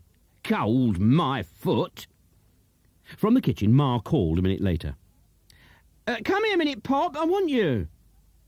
Ma was standing by the window, arms folded like huge white vegetable marrows across her bolstered bosom, looking towards the walnut tree. "Take a look at that," she said. Under the tree at the dinner table, cloth and cutlery having been laid, Mariette and Mr. Charlton were coolly sitting some distance apart from each other, absorbed in the Sunday papers. Ma made noises of puzzled disgust, which Pop echoed. What's wrong with them? "Don't he know his technique?" Ma said. As if she could not bear the sight any longer, Ma turned away to stir the apple sauce with a wooden spoon as it simmered away in a new bright aluminium pan. After looking at it critically, she decided it needed a touch of something and dropped into the steaming olive-yellow puree a lump of butter as big as a tennis ball. "Brigadier looks seedy, I think, don't you?" she said. Pop agreed. He felt immensely sorry for the Brigadier. Trouble with these people, they never get enough to eat. Like Mr. Charlton, half-starved. Pop agreed with that too. Cold at the pub Sundays, he said. Can you beat it? A moment later, Ma turned to reach from a cupboard a new tin of salt, and Pop, watching her upstretched figure, suddenly felt a startling twinge of excitement in his veins. He immediately grasped Ma by the bosom and started squeezing her, Ma pretending to protest, giggling at the same time, but Pop continued to fondle her with immense, experienced enthusiasm until finally she turned, yielded the great continent of her body to him, and let him kiss her full on her soft, big mouth. Pop prolonged this delicious experience as long as he had breath. He always felt more passionate in the kitchen. He supposed it was the smell of the food. "Take the Brigadier a few crisps," Ma said. "They'll keep him going for half an hour."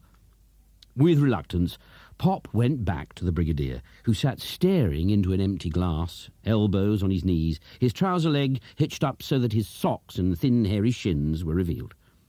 Pop saw now that the socks were odd, one yellow and one white, and that both had potatoes in the heels. "Crisps, General?"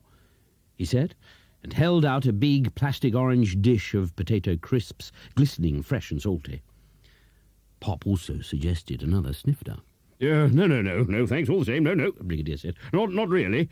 and then allowed his glass to be taken away from him with no more than a dying stutter of protestation.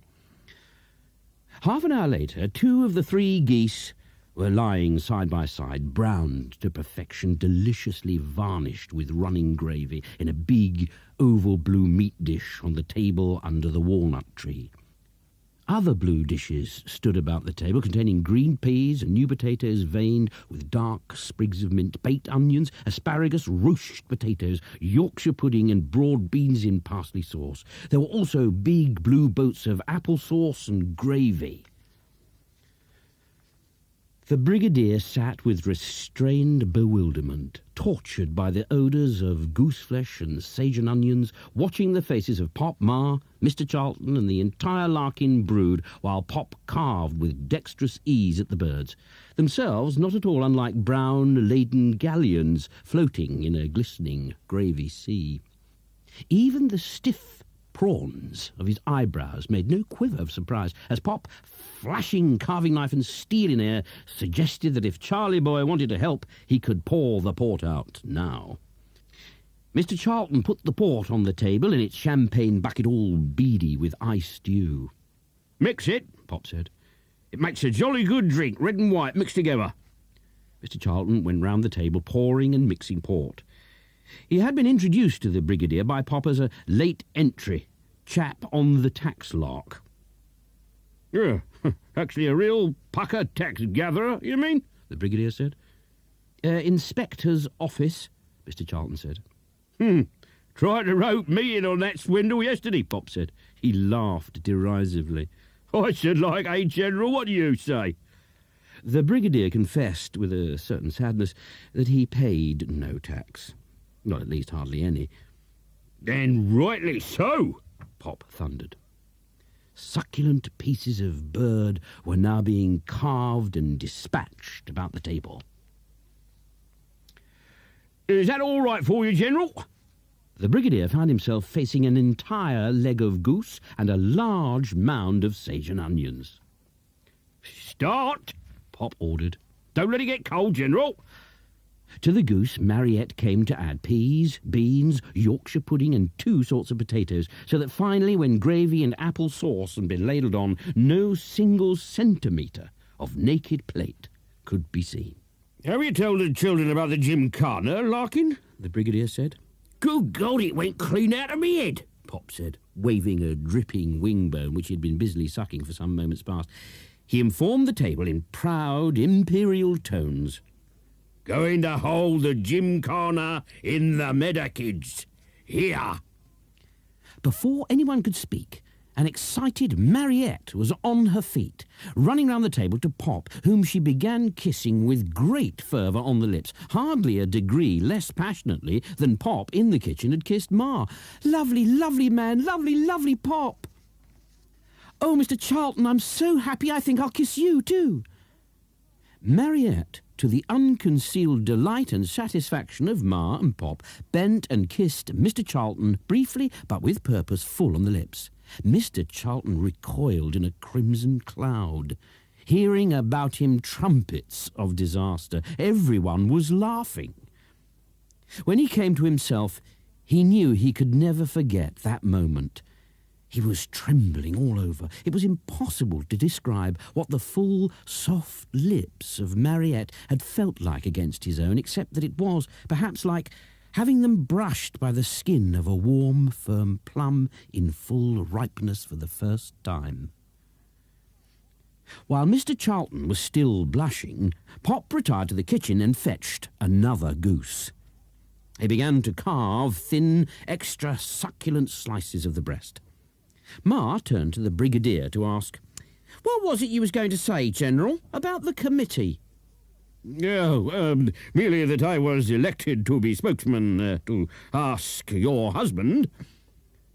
"Who's on the committee?" Ma said. Well, Edith is secretary, Edith Pilchester. I expect she'll be coming to see you.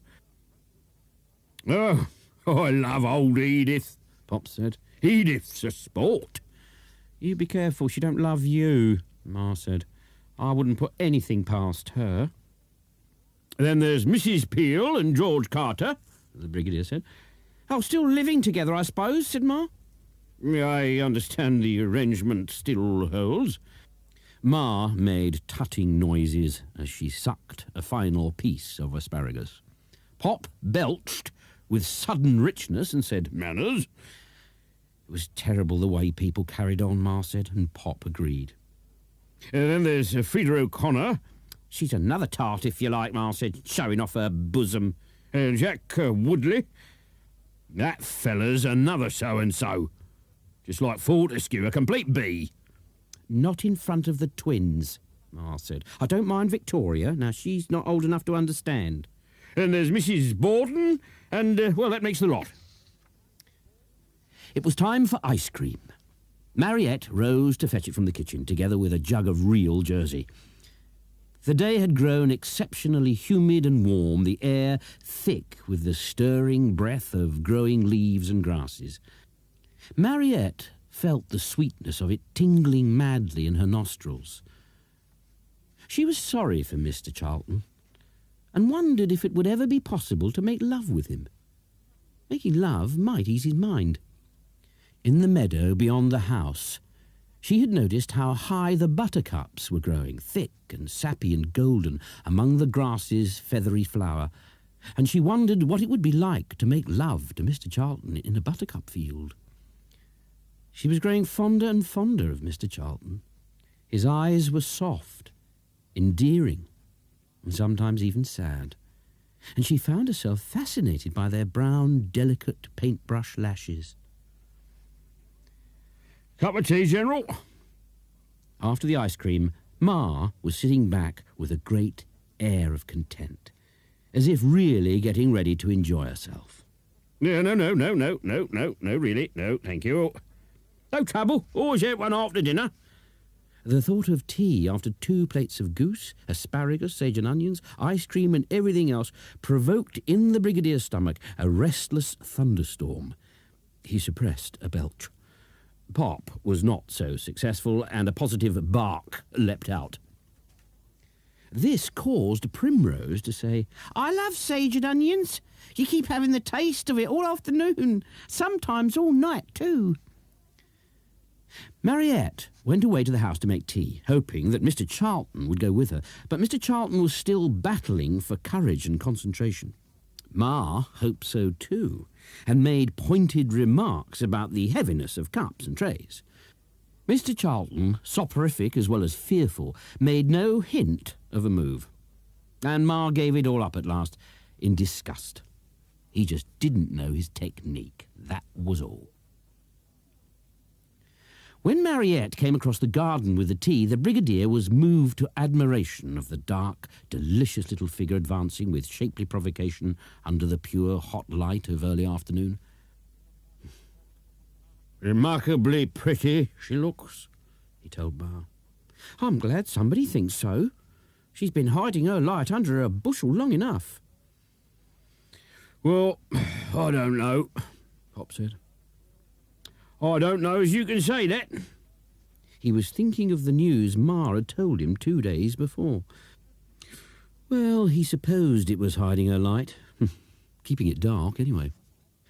That evening, Pop, after half an hour of twilight spent with Ma in the Bluebell Wood listening to the whole orchestra of nightingales, came back to the house to urge on Mr. Charlton the virtues of a little sick leave.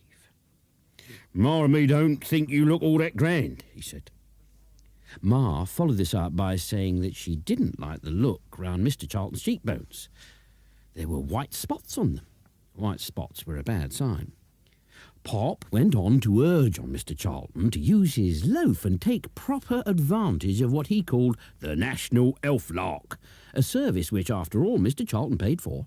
Pop was certain Mr. Charlton had already paid out millions in weekly contributions. It must have cost him a fortune in stamps. Why not go sick, he urged, and have a bit of fun? Mr. Charlton might have resisted these arguments if it hadn't been that just before midnight, Mariette pinned him up against the newel post of the dark stairs, kissed him again, and said his hands were hot. Like white spots on the cheekbones, hot hands were a bad sign.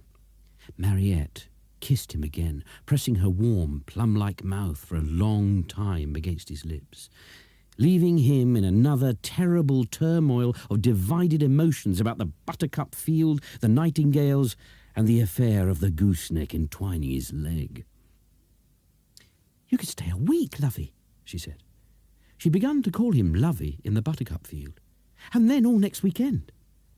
Mr. Charlton tried to explain that he had a vast and frightful number of papers on his desk at the office that had to be...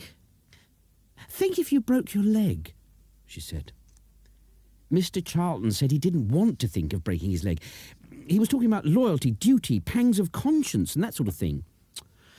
"Sounds silly," Mariette said, and Mr. Charlton, trembling on the dark stairs under the influence of the pressing, plum-like lips, was bound to admit that it did. The result was that he got up next morning to a massive breakfast of 2 fried eggs, several slices of liver and bacon, much fried bread, and enormous cups of black, sugary tea. The only thing that troubled Mr. Charlton as he ate his breakfast was that he felt there was absolutely nothing wrong with him. He could honestly complain of neither sickness nor exhaustion. He'd never felt better. "I don't know what to tell the office," he said. "Honestly, there's nothing wrong with me." "Then you must make some of that," Pop said. "Mustn't you like, lumbago?" Mr. Charlton protested that he had never had lumbago in his life, and he was not likely to have. "Oh, yes, you are," Pop said and laughed. "You'll have it chronic tonight, after the first day in the strawberry field." At 8 o'clock, Mr. Charlton found himself sitting in the back of the gentian blue home-painted truck, together with Mariette, the twins, Montgomery, Victoria and Primrose. Ma and Pa sat in the cab in the front, and Ma, who was in great spirits, was dressed in enormous khaki denim slacks with an overall top. She laughed and said it was a pity they couldn't all go in the rolls, just to shake everybody. Mariette was in slacks too, bright red ones with a soft blue shirt and a spotted red and white kerchief over her hair. Over the khaki overalls, Ma was wearing the salmon jumper and a great pudding bag of an orange scarf on her head. The truck had hardly rolled out of the yard before everyone began singing. It was Pop who started the song, which was "We Ain't Got a Barrel of Money," and everyone took it up in shrill voices. Mr. Charlton was embarrassed. He'd never ridden in the back of a truck before, still less had he ever sung in a truck on a public highway. He wondered what on earth would happen if he was seen by someone who knew him, someone perhaps from the office. Then the truck was wildly bumping over the hard clay track. Another mile of this, he thought, and he wouldn't need an excuse for the National Health Lark. His breakfast would be up. To his great relief, the truck came to a halt 2 minutes later, between a copse of tall chestnut saplings and a big, open strawberry field. A sudden sensation of dizziness found Mr. Charlton unready as he jumped from the truck. Now you can eat all the strawberries you like, Mariette said, but you'll soon get tired of that. Mr. Charlton did not feel at all like eating strawberries. He longed to be able to sit down, if possible to lie down, in some cool, quiet place under the chestnut saplings. "Keep near me," Mariette said. He followed her and the rest of the family into the strawberry field. Already along the yellow alleys of straw, 20 or 30 girls and women with an odd man or two were picking. Flag-wise, a strange assortment of shirts and blouses, yellow and red and green and brown and even violet, was strung about the field. A green canvas tent stood in the centre of the field, piled about with fresh white-chipped baskets.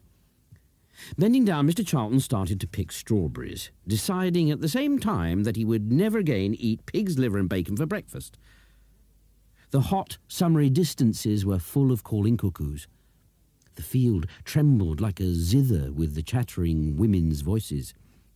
A man decided to strip his shirt off, and the sudden sight of his pure, naked torso set every female voice laughing, catcalling, or simply whistling in admiring wonder. "Why don't you do that, lovey?" Mariette said. I think I'll try and get acclimatised first," Mr. Charlton said. The process of getting acclimatised took him through a sickening 40 minutes of sweat. His spectacles misted over. Broad belts of Ma's quivering laughter slapped across the field. Lying on their fresh beds of straw, the squarish, fat, crimson strawberries shone in the sun with a too perfect beauty, exactly as Pop said, as if painted. And now and then Mr. Charlton looked up to see the lips of Mariette parted half in laughter, half in the act of biting into some glistening arc of lovely, dark, ripe flesh. He was very slow, he presently discovered at the picking. Mariette could fill with swift, deft ease 3 punnet baskets to his 1. She said, "Don't you feel very well?" Mr. Charlton confessed with a small, wry smile that he was not quite on top note. "I thought as much," she said. "It's just what we were telling you yesterday. You need some sick leave. Come on. Let's go along to the tent and get the baskets weighed." Pop, who was also at the tent getting his first baskets checked, introduced him to the foreman, a youngish man in khaki shirt and slacks, as Charlie Boy, friend of ours, Mr. Jennings, office fella from the Taxlark. Mr. Jennings appraised Mr. Charlton of the Taxlark. He didn't often get office fellas in the strawberry field.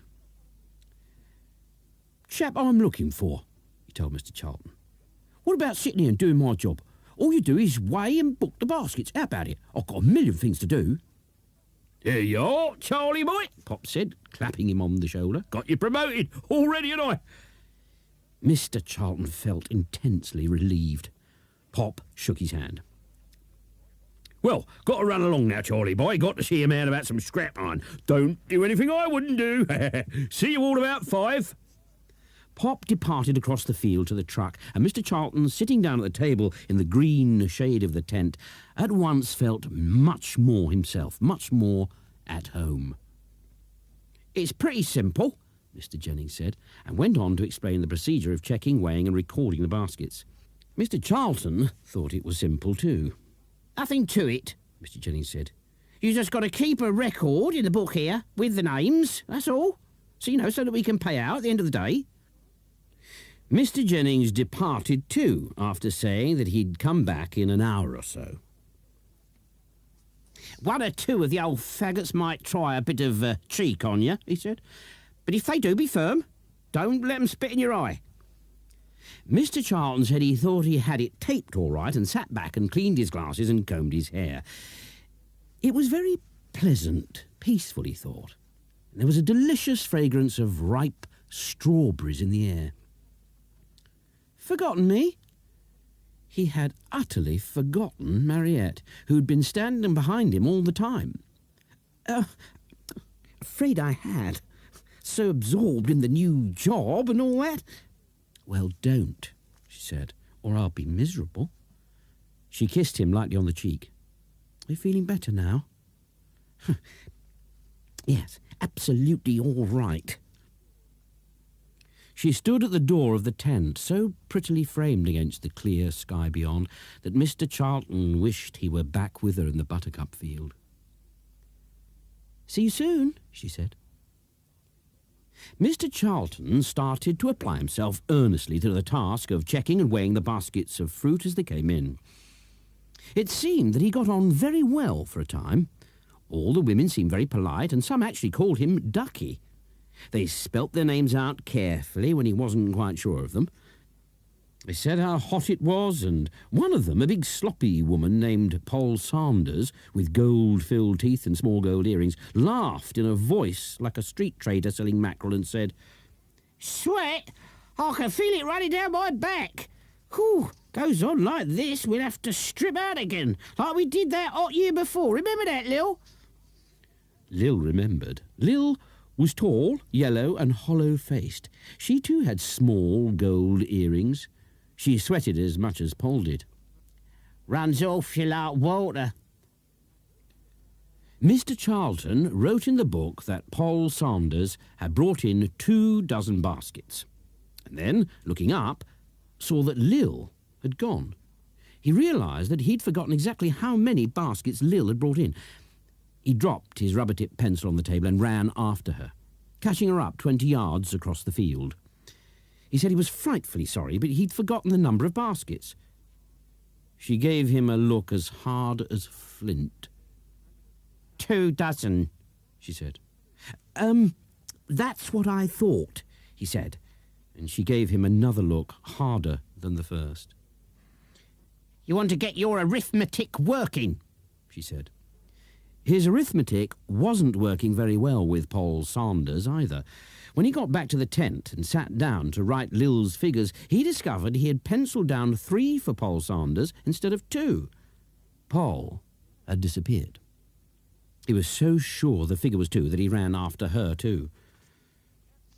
"3," she said. She too gave him that same flat, unflinching look that he had seen on the face of Lil. "I was standing there when you writ it down, wasn't I? Use your loaf, man." He decided he'd better use his loaf as much as possible. But he was soon over busy, and it was very stifling in the little tent. He had to keep a sharper, keener eye on the figures as the women came in, bringing scores of baskets. The entire Larkin family also came in, all of them eating potato crisps and big orange lollipops on sticks, except the twins, who were eating peanuts, strawberries and bread and jam. Ma offered Mr. Charlton an orange lollipop on a stick and seemed surprised, even pained, when he said no thanks, he didn't think so. "You'll be glad of it," she said. "You ain't had nothing since breakfast. I'll leave it here on the table." "Toodaloo," said the twins. "If you don't want it, we'll eat it next time we come," and ran after Ma, begging for ice creams. Mr. Charlton looked up some time later to see a pretty, fair-haired, well-made girl standing in the tent. She was wearing tight black jeans and an even tighter, thin, black woolen sweater. The outlines of her breasts under the sweater were as pronounced as if carved. Her hair was tied up in a long, shining horsetail, the fluffy, sun-whitened ends of it brushing her bare shoulders. "Pauline Jackson," she said. 24. Her eyes were big and blue.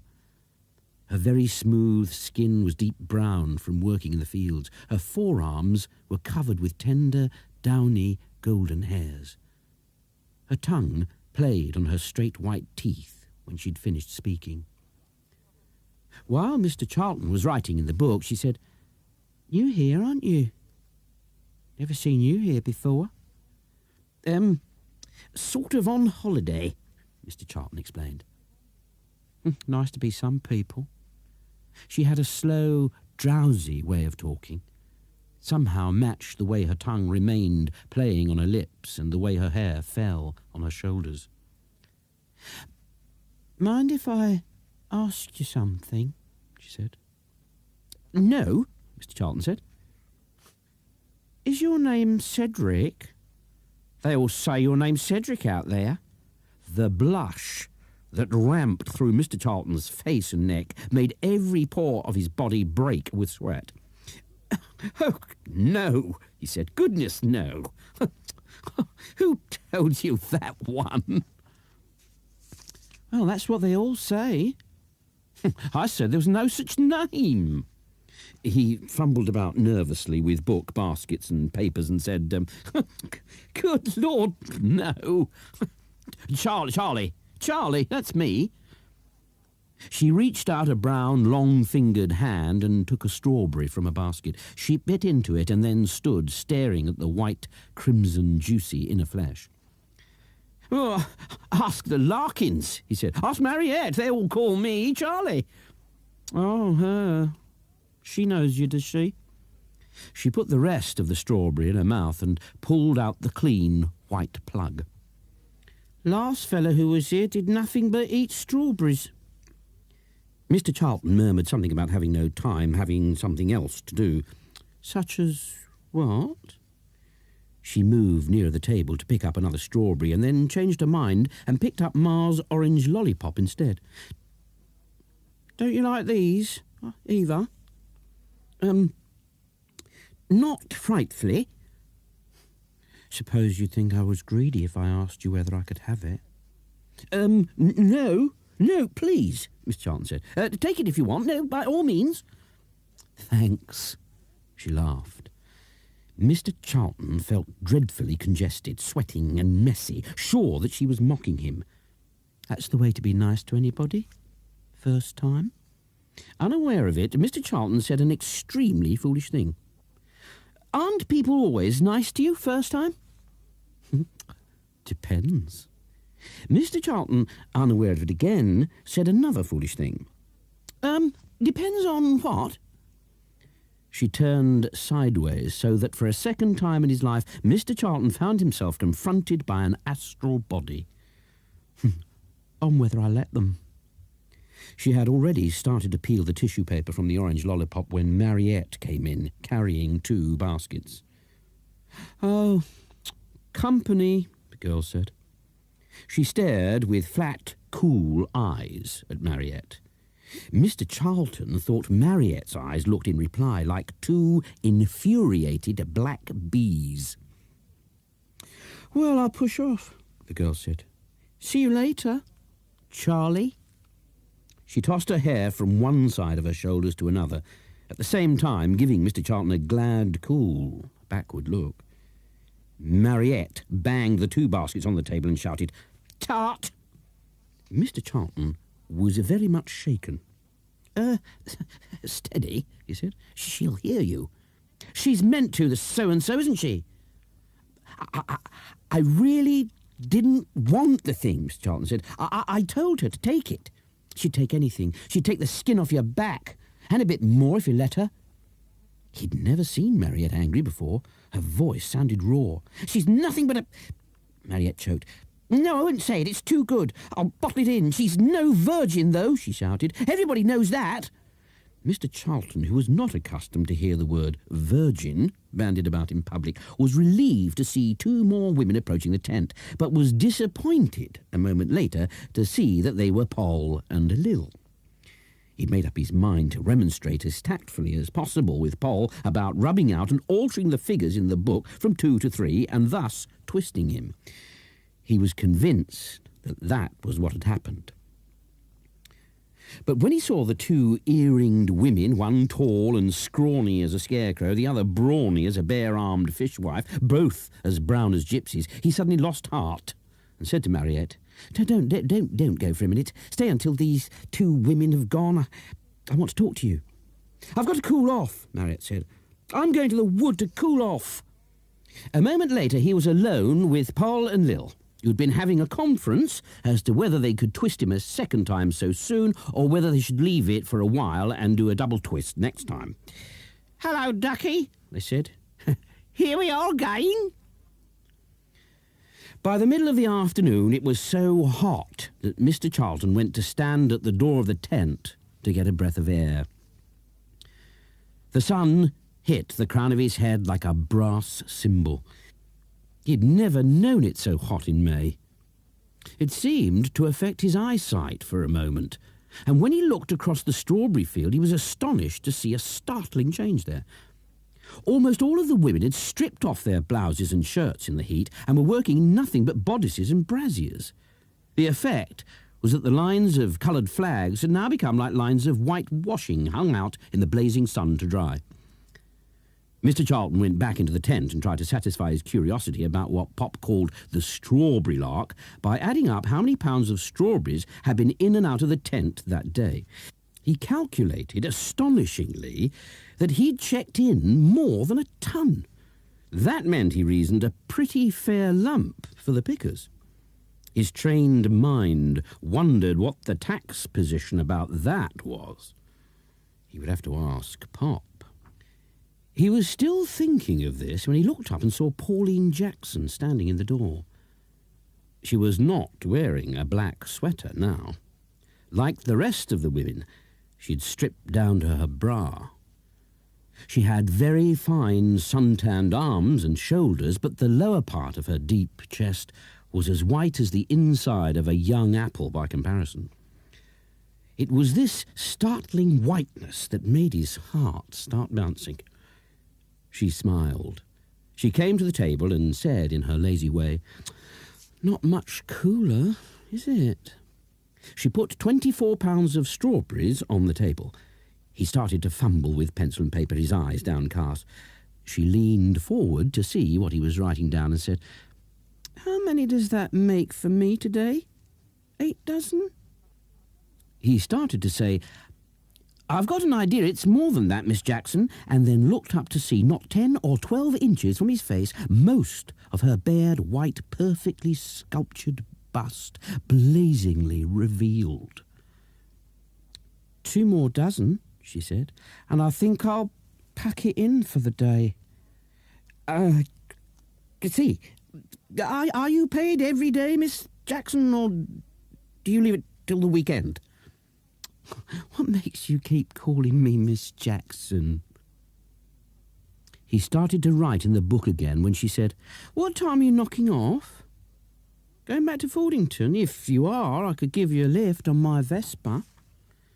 Too nervous to think clearly, Mr. Charlton said, I don't know what time I finish. I did want to go to Fordington to fetch some clothes from my room, but, might go on and have a swim at the pool," she said. "Afterwards. How about that?" He said, "Well, I could wait."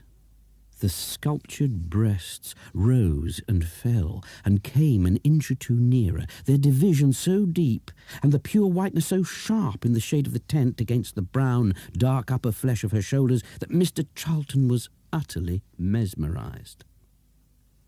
"No hurry for half an hour, one way or the other? Just tell me when." She swung her body away. He saw the splendid curves turn in full circle in such a way that he was dizzy in the heat. She laughed, reached the door as he stuttered. You know, I actually couldn't say if I mean, there's nothing definite." "Just say when," she said. "All you got to do is, tell me when." She'd hardly disappeared before Paul and Lil came in. They too had stripped down to the bust, and Paul had an unlighted cigarette dangling from her lips. They'd decided to work a new one on Mr. Charlton. "Hello, Ducky," they said, and Paul took the cigarette from her lips, broke it in half, and gave one half to Lil. "Just one, dear. Not unless Charlie can help us out. Haven't got a gasper, Ducky, I suppose." Mr. Charlton, who smoked moderately at the best of times, had recently given it up altogether. "Afraid not. Don't smoke now." "Came out without a bean this morning," Paul explained. "Too early for the damn post office, else we'd have got the kids' allowances." How many baskets?" Mr. Charlton said. 3 dozen. Paul lit her cigarette and then gave Lil a light, both of them exhaling smoke in desperate relief.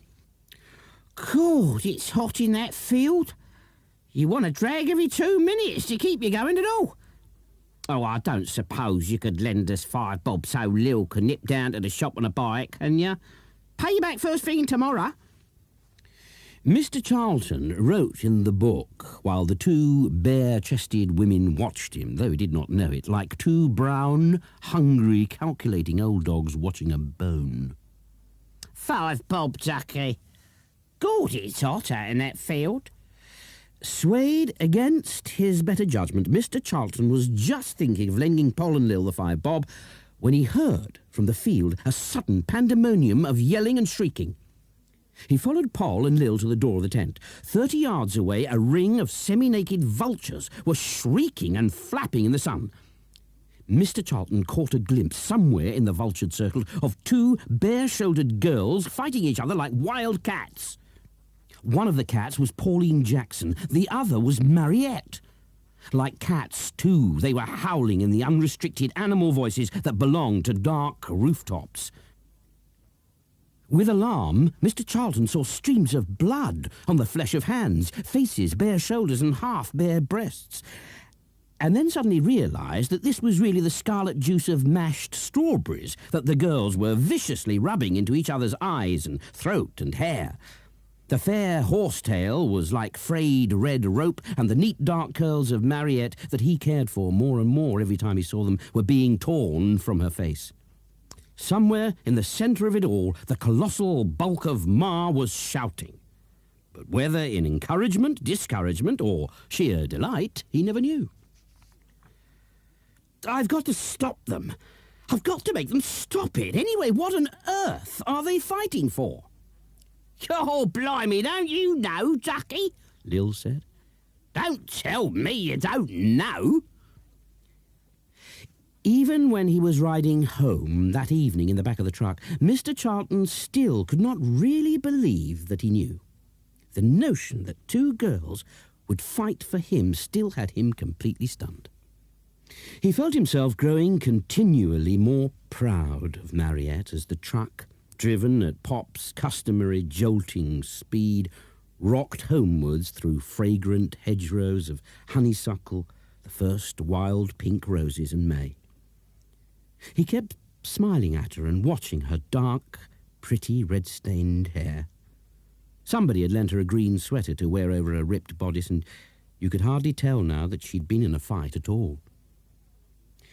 Well, how was the first day, Charlie? Pop said.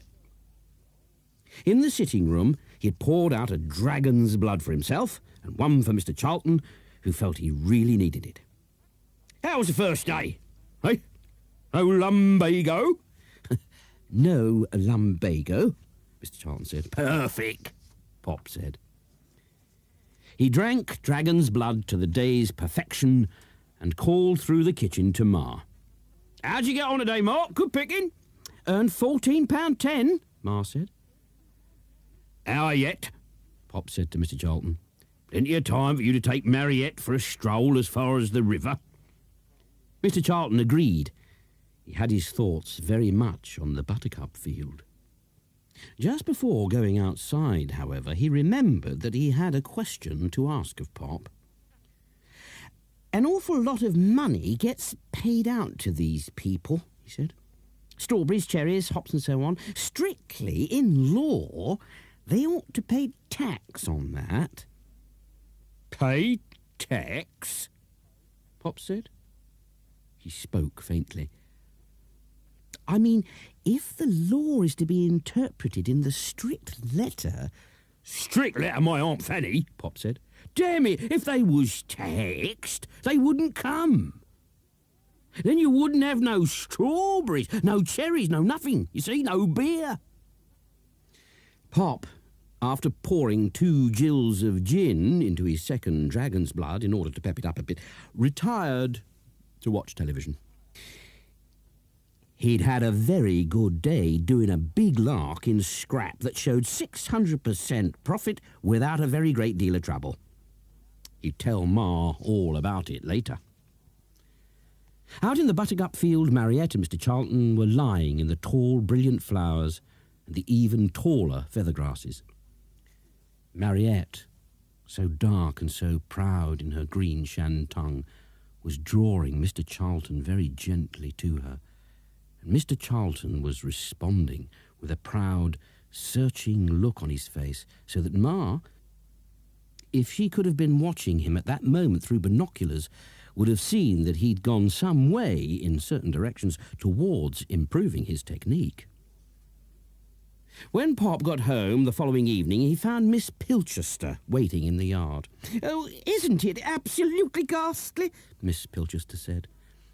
The evening seemed warmer than ever, but Miss Pilchester was wearing a thick, thorn-proof skirt of cabbage green and a cable-stitch woolen cardigan to match. Pop did not ask her what was absolutely ghastly, and she did not offer to tell him either. Oh, there was no need. Everything to Edith Pilchester was always absolutely ghastly. She lived alone and kept numbers of laying hens. The hens were absolutely ghastly. And so, even worse, was living alone. It was absolutely impossible to get any help in the house, in the garden, or with the hens. She couldn't afford to run a car because of the taxes and the prices of petrol and oil and servicing and repairs. She could just afford a solitary horse of her own, but she couldn't afford a groom. One of the results of everything being so absolutely ghastly was that Miss Pilchester, who was a 40-ish, slightly moustached brunette shaped like her bolster, threw herself into an amazing number of projects with an energy quite ferocious. Hot again, isn't it?" Pop said. "Oh, absolutely ghastly." When Pop suggested that Miss Pilchester should come into the house and have a drink and cool off a bit, Miss Pilchester said no thanks, not for the moment. She thought they ought to do the field. There wasn't much time left, thanks to that bounder Fortescue letting them down at the last moment. Over in the meadow, the grass had been cut and baled during the day. Big, fragrant cotton reels of hay lay scattered everywhere between the house and the river. Only a white and yellow fringe of moon daisy and buttercup remained standing at the edges, pretty as a ruffle under the hedgerows of hawthorn, rising honeysuckle and wild rose. "Damn good field larking," Miss Pilchester said. "No doubt about that. Just the job." She surveyed it with critical, organising eye, seeing on it a vision of jumps, judges, tents, show rings, beer tents, and horses. "It was awfully decent of Larkin to do it," she said. "Otherwise everything would have been an absolute shambles." "What about the car park, though?" she said. "That's always another nightmare." "Well, use the other field," Pop said. "Next door to Little and Simple." Swallows were flying high above the meadow and the river, swooping in the blue hot sky, and Miss Pilchester might almost have been one of them in the quick, darting glances of gratitude that she gave to Pop. "All yours," Pop said. "Come and go just as you like, any time." Another thing Miss Pilchester liked about Pop was the terrific, easy generosity of the chap. Good sport. She had once been casually kissed by Pop at a Christmas village social, in some game or other, and the experience, for her at least, had been something more than that of two pairs of lips briefly meeting. It gave you the same feeling, she thought, as smelling bruised spring grass or new-mown hay for the first time. "All we want, then, is a fine day," Miss Pilchester said. "If it's wet, it'll be—" "Can't control the tap water, I'm afraid," Pop said and laughed, at the same time remarking how thirsty he was. "Might put something in it. You know, if you feel like it now, you know what, eh? Drop of gin, drop of whiskey, glass of port." Back in the yard, a van from the bacon factory had just delivered all of Pop's 2 pigs, except the 4 sides and 2 hams, which had been left for curing. In the kitchen, Ma, now a white-aproned, expansive butcheress, was busy trimming several score pounds of pork and pork offal. Cheerful as ever, she stowed it away in the new deep freeze. As Pop put his head through the kitchen door, he was confronted by a blood-stained mountain of legs, loins, heads, chitterlings and trotters, and the sight gave him enormous pleasure. Ma said, "Dr. Leagrave's in the sitting room. I said you wouldn't be long." "Oh, come see Mariette." "No, pipe down, you loony. Nobody knows anything about that yet. No, just on his way back from the golf course, just passing." "Oh, thirsty, I expect. Still, just the job. We can get him to run the rule over Mr. Charlton." In the sitting-room, Pop introduced Miss Pilchester to Dr. Leagrave, who was a heavyish man in his 50s, rather red-necked in a Teutonic sort of way, and completely bald. Now, Miss Pilchester. Edith? Miss Pilchester bloomed softly, smiling as Pop called her Edith. What shall it be? Drop of whiskey, drop of gin, drop of Guinness? I can make you a cocktail. Miss Pilchester said she thought cocktails were absolutely ghastly. No, whiskey for me and a soda, please. Dr. Leagrave chose the same. Pop, in brief thought over the cocktail cabinet, wondered if he should mix himself a real snorter, such as a Rolls-Royce or a chauffeur, but finally decided to have his favourite dragon's blood with lime. All day off, Doc, he said. Dr. Leagrave thanked God it was and took his whiskey with uncertain but eager hands. By the way, Doc, Pop said, we got a young friend of ours staying here who's not feeling too well. Think you could have a look at him? What's wrong? The doctor said. Not another pill addict, I hope. Lumbago, Pop said.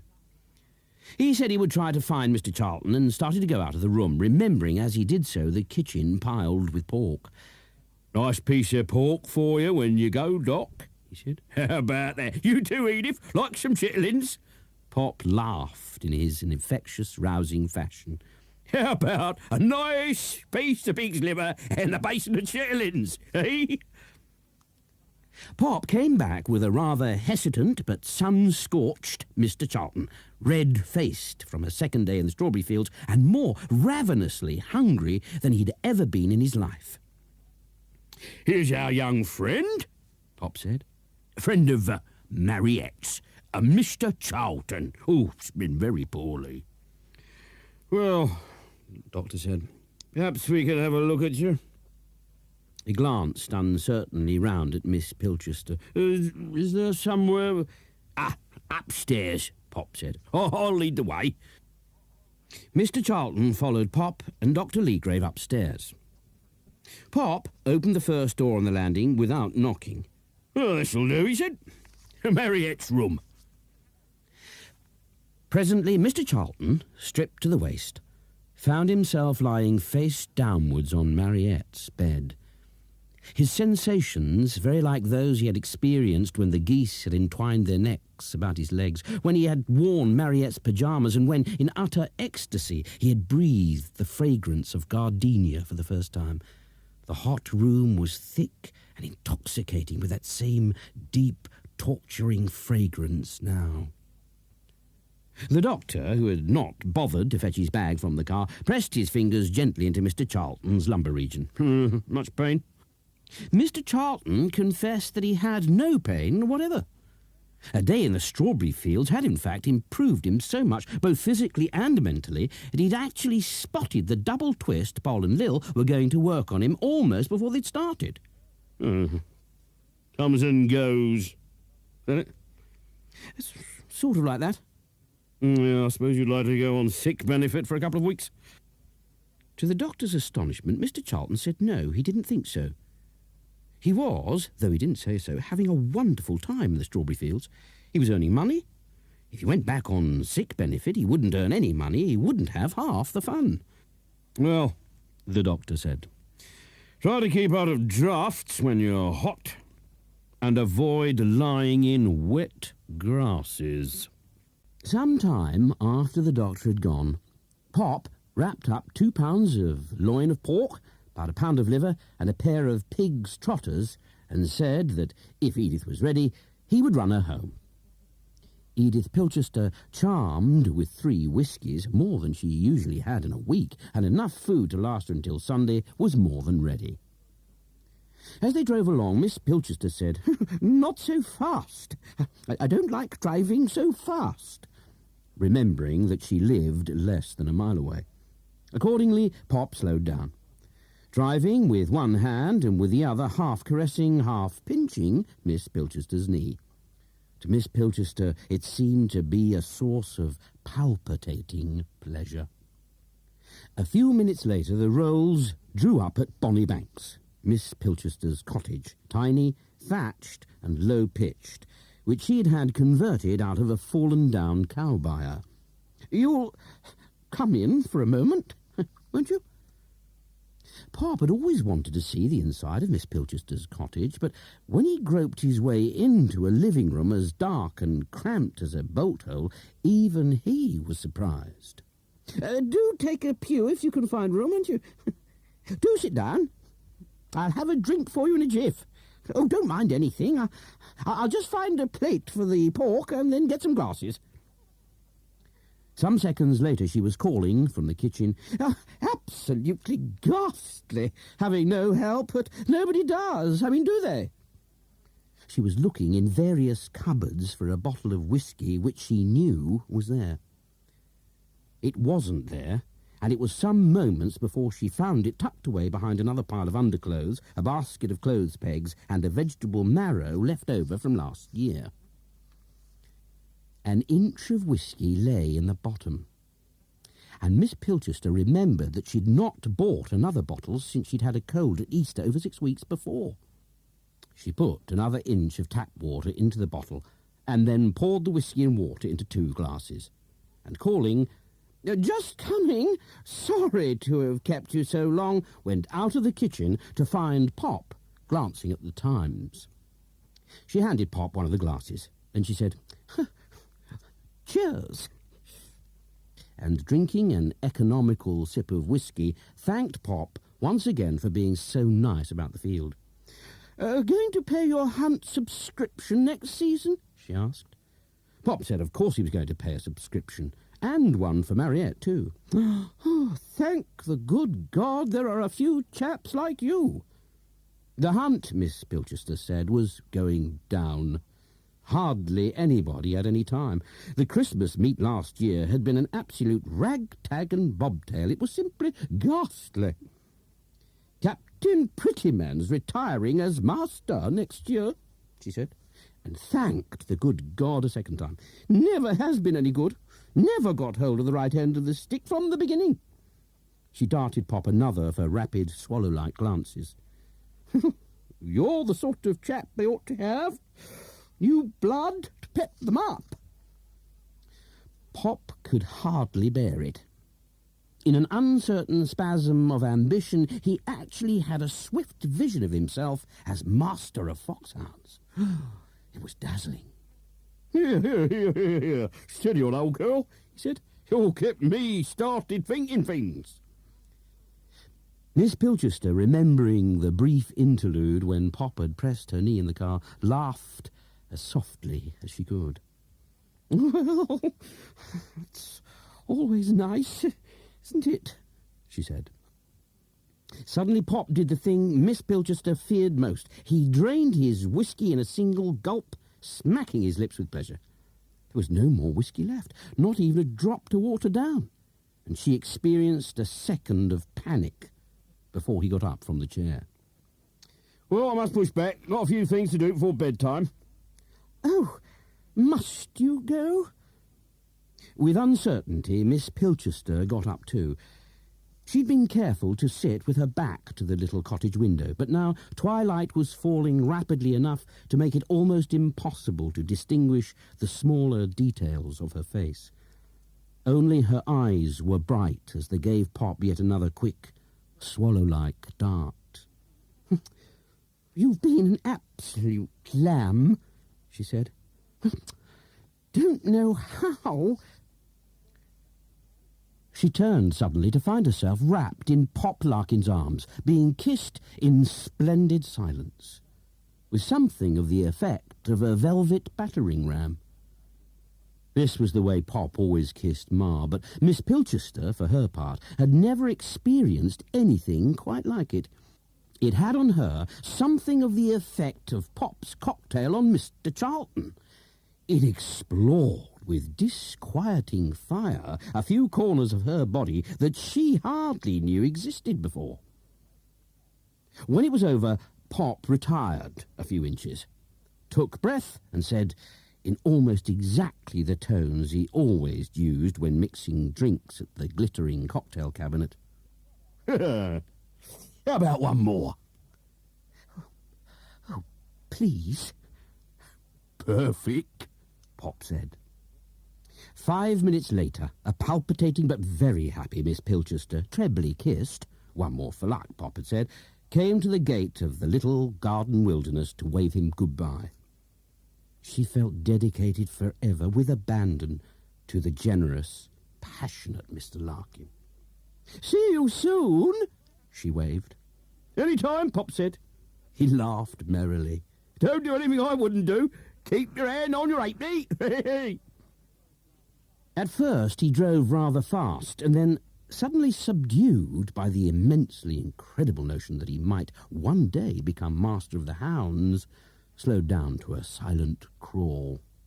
He didn't want anyone to think he was drunk in charge. 2 minutes later he passed a policeman on duty. Seeing the rolls, the policeman saluted. Pop saluted in reply. When he arrived home, Ma was sitting outside the kitchen door enjoying a Guinness and a few potato crisps after her battle with the pork. "Where's Mr. Charlton?" he said. "Oh, been writing letters," Ma said. "Just gone off with Mariette to post them." "Writing letters?" Another high, incredible mark of credit for Mr. Charlton. "Whatever's he got to write letters for?" Impossible to understand how anybody could write letters. "I think he'd been writing to the tax office." "Not about us? He ain't got nothing to write there about us?" "Oh, no. I think he's gone and extended his sick leave, that's all. Since he saw the doctor. I think he's going to stay another week or two." "Perfect," Pop said. "Jolly good." Pop, for whom Mr. Charlton was rapidly becoming a more and more agreeable figure, quite exceptional in his literacy, went into the house to pour himself a dragon's blood. When he came back, Ma said, "Well, did you kiss her?" "Well, of course I did." "Thought you would."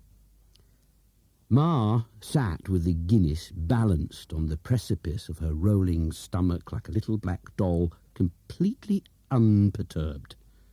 "Do it good. What was it like?" Pop considered.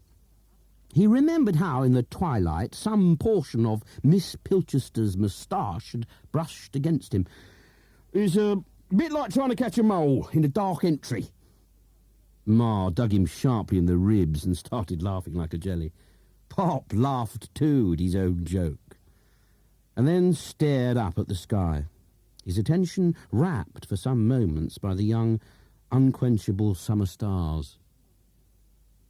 For a few moments longer they sat in silence, until at last Ma said, "Well, I'm waiting." "What for?" "Don't you think it's about time you kissed me?" Pop drained his dragon's blood and set the empty glass behind his chair. Then he leaned over and clasped in his right hand as much of Ma's vast bosom as he could hold. He kissed Ma with prolonged, velvety artistry. Ma responded by settling back into her chair in a cocoon of silence, unbroken except for an occasional exquisite breath of pleasure, exactly like the murmur of a kitten in a doze. On the day of the pony gymkhana, Mr. Charlton was up at 4:30.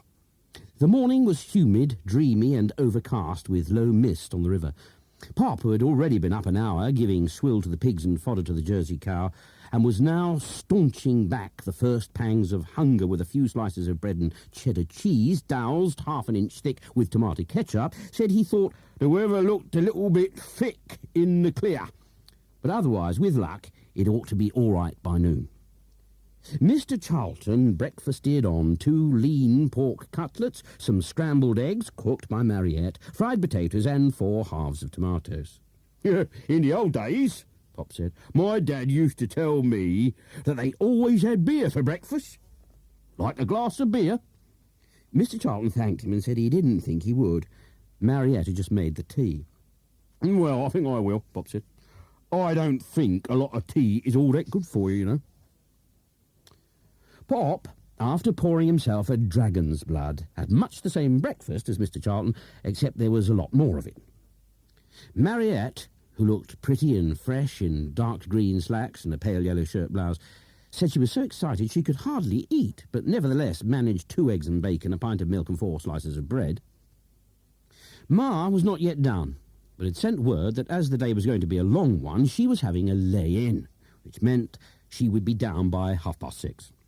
Towards the end of breakfast, Pop turned to Mr. Charlton, who had not been able to keep his eyes off Mariette for more than 2 seconds since she'd come into the kitchen tying up her hair with a thin emerald ribbon, and said, Are you going to feed and water the donkeys? I've got 40,000 jobs to do. Miss Bilchester will be here by 6.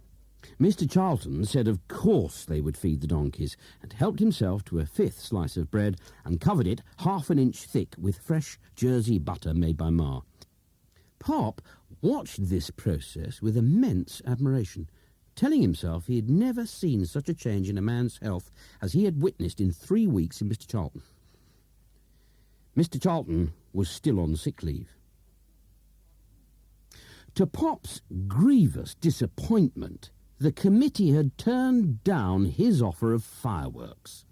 It might well be, they'd pointed out, that a few ponies would be late leaving the ground and that some fireworks would in any case go off early and, well, the ponies would be distressed. "What time is the cocktail party, Pop?" Mr. Charlton said. Pop was delighted that Mr. Charlton now called him Pop.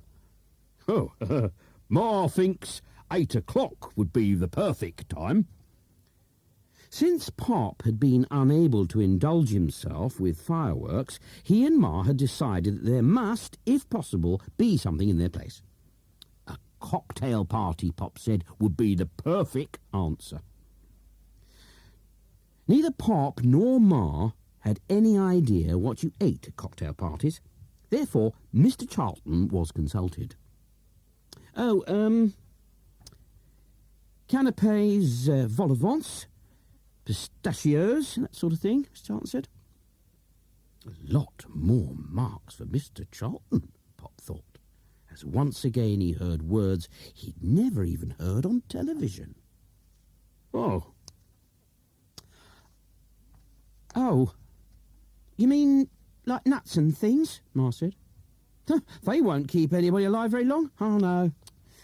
No, I'd better cook a ham.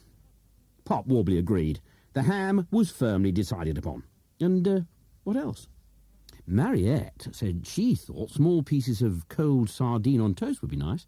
They're absolutely marvellous hot, too, Mr. Charlton said, and got himself still more marks by also suggesting small squares of toast with hot Welsh rarebit, chicken sandwiches, and little sausages on sticks. all right, Pop said. Now, what about drinks? Champagne? Both Ma and Mariette said they adored champagne. That was a brilliant idea. Well, champagne it is then, Pop said. Might as well do the thing properly. Here, Mr. Charlton remarked with tact that since not everybody liked champagne, it might be just as well to have some other drink in reserve. Oh, yeah. I'll make a few air curlers, Pop said. Red Bull, remember that one? And Marcherie, now that's a new one. Mr. Charlton remembered Red Bull.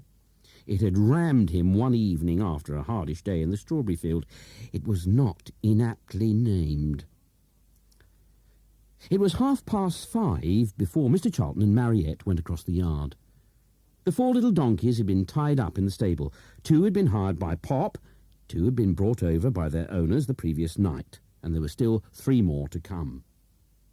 As soon as Mariette and himself were in the half-dark stable, Mr. Charlton took her quickly in his arms and kissed her. His arms and hands, as they tenderly touched her face, breasts and shoulders, were as brown as her own. It was almost 10:30 before Miss Pilchester fell bodily out of the taxi she had hired to bring her to the meadow. Pop, who was helping the brigadier to string up gay lines of square and triangular flags about and among the tents, stared in stupefaction. Miss Pilchester was armed with shooting stick, rolled mackintosh, a leather hold-all, and attaché case containing the judging lists, the Times, several books, and a basket of pot eggs. The pot eggs, evidently brought for some use in some pony event or other, rolled about the squatting Miss Pilchester exactly as if, in a sudden overspasm of broodiness, she had laid them all herself. Pop and the Brigadier were too stupefied to go over and pick up either Miss Pilchester or the eggs, and Pop, for once, was utterly without words. It was the Brigadier who spoke for him. "Oh, good God, Larkin," he said. "Edith must be either tight or egg-bound." 5 minutes later, Miss Pilchester, the great organiser, was at her work. She rushed from tent to tent, inquiring if someone had seen this, somebody that, had the caterers arrived, and above all, wasn't it ghastly? The caterers had been on the field since 7 o'clock. Where, then, was the loudspeaker for the announcements? Hadn't that arrived? It had. Cancelled entries. Were there any cancelled entries? All entries, she wailed, should have been cancelled by 9 o'clock. Where were the donkeys? Were the donkeys here? "Some donkeys," the Brigadier was heard to remark, "have been here all night." But the remark was lost on Miss Pilchester, who rushed away to inquire if the ladies' conveniences had been installed. At 11:30, the sun broke through, beginning to dry at last the heavy dew on the grass. From the river, the last transparent breaths of mist began to rise. A few water lilies were in bud, heads rising above wet leaves, and they looked like pipes gently smoking. It was then discovered that Miss Pilchester had completely forgotten to meet a London train, as she had faithfully promised, at 10:45. The train was bringing a gymkhana judge who had, in counties west of London, a great reputation. The committee had specially asked for him. Now, Ma came hurrying from the house to say she'd had a bulldog on the phone. And did it bark? And, oh, whoa, the language! "Oh, we must do something," Miss Pilchester said. "It's absolutely ghastly." "Mariette, Mr. Charlton can fetch him in the station wagon," Pop said. "They've got to collect more champagne anyway. Ma don't think we got enough." "Champagne? What champagne? Who ordered champagne?" "I did." "Not for this show." "Cocktail party," Pop said. "Me and Ma, instead of the fireworks tonight." "You got your invite, didn't you? Mariette and Mr. Charlton sent all the invites out."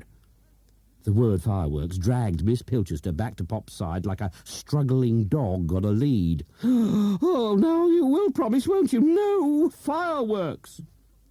"No fireworks," Pop said. A few moments later, the Brigadier glanced hurriedly at his watch, saw it was after 12 o'clock, and said he must rush back for a bite of cold. Pop begged him to come to the beer tent for a quick snifter before he went, but the Brigadier was firm. He was going to be adamant this time. Pop, watching him depart with bemused admiration, remembered that word. The Brigadier had one shoelace missing and had replaced it with string. His hair badly needed cutting at the back, and his shirt collar was, if anything, more frayed than before. But the word adamant shone from him to remind Pop once again of all those wonderful fellows who could use these startling words. He envied them very much. Going to the beer tent, he found that the bulldog of a judge had arrived and was drinking with 2 members of the committee, Jack Woodley and Frida O'Connor. The judge was a squat, ebullient man in a bowler hat. With Woodley, a ruddy, crude, thick-lipped man who was wearing a yellow waistcoat under his hacking jacket, he kept up a constant braying duet, swaying backwards and forwards, waving a pint mug of beer. Woodley was evidently telling smoke-room stories, at the same time gazing with rough interest at the notorious O'Connor bosom, which protruded by several white marble inches above a low yellow sweater. The course of the stories, the more the O'Connor bosom seemed to like them. Like a pair of bellows, Its splendid mass pumped air into the hearty organ of her voice, setting the air about her ringing. All three ignored Pop, and he knew why. He and Ma hadn't invited them to the cocktail party. A glass of beer in hand, he found a companion in Sir George Bluff Gore, who owned a large red-bricked Georgian mansion that was too expensive to keep up. He and his wife somehow pigged it out in a keeper's cottage instead.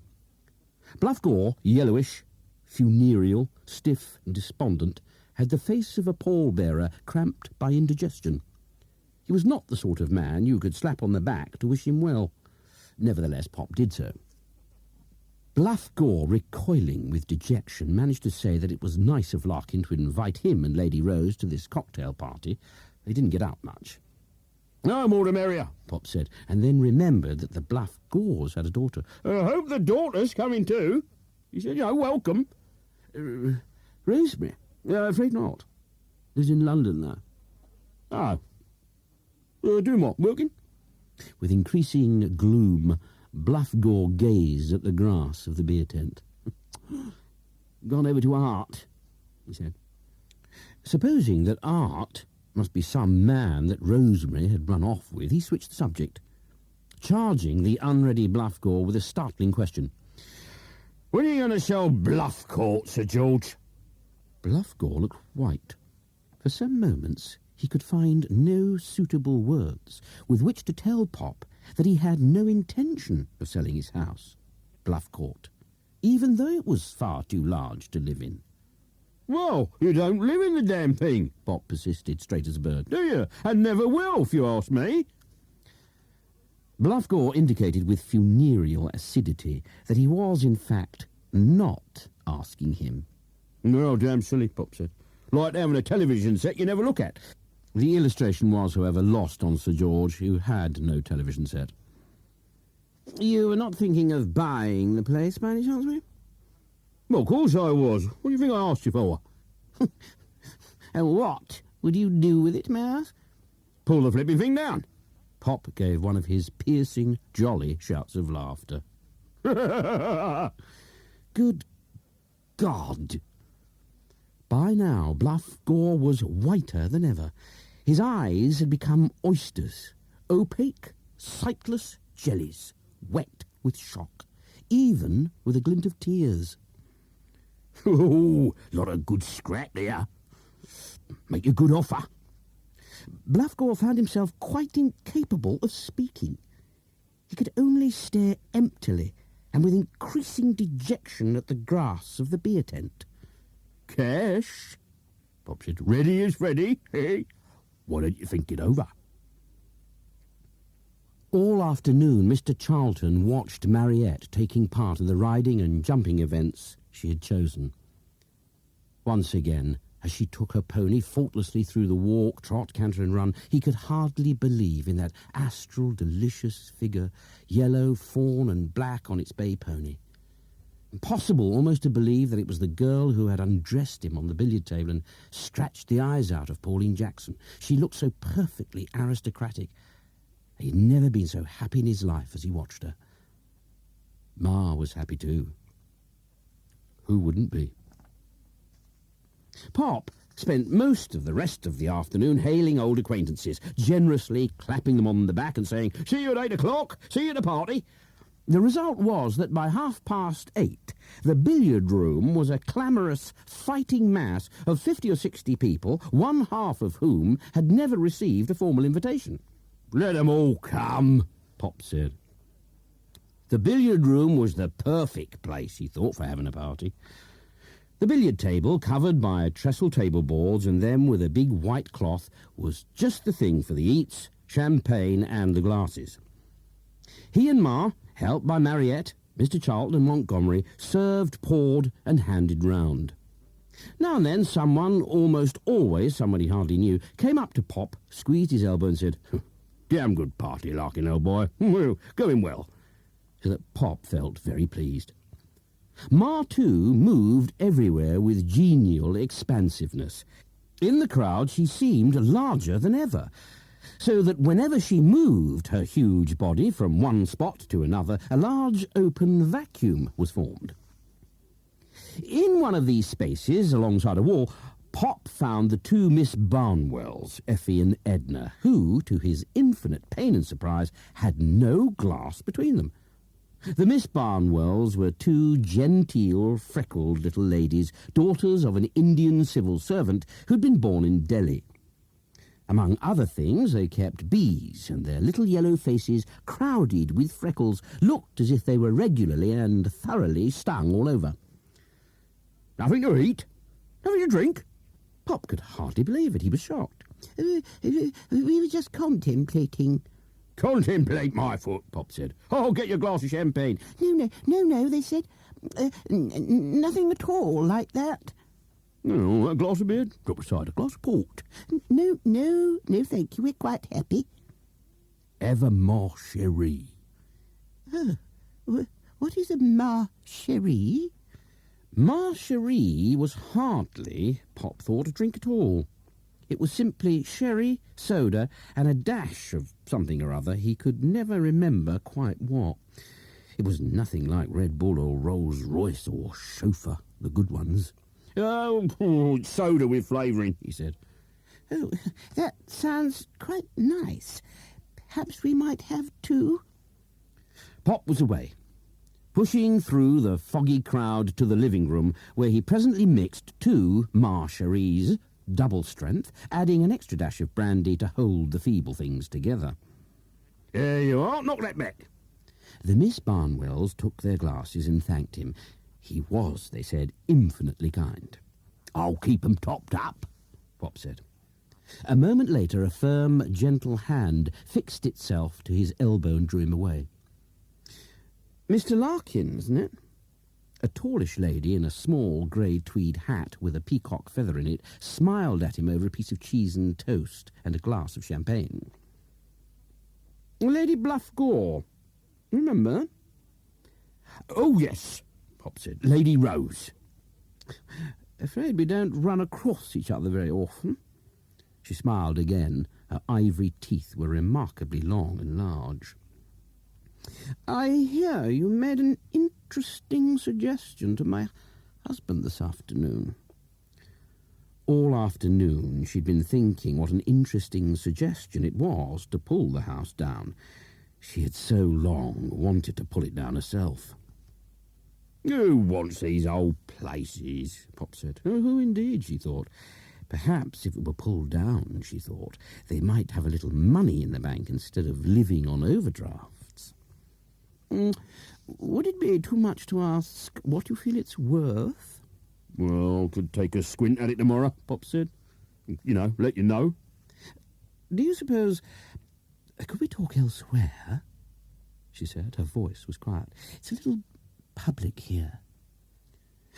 Elsewhere, at Pop's suggestion, was under the walnut tree.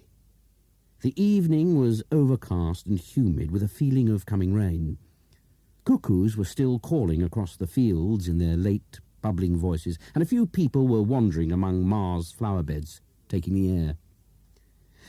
You see, it wouldn't be at all an easy business to persuade my husband. No? Not at all an easy man. Pop didn't doubt that at all. All the same, I think I might persuade him.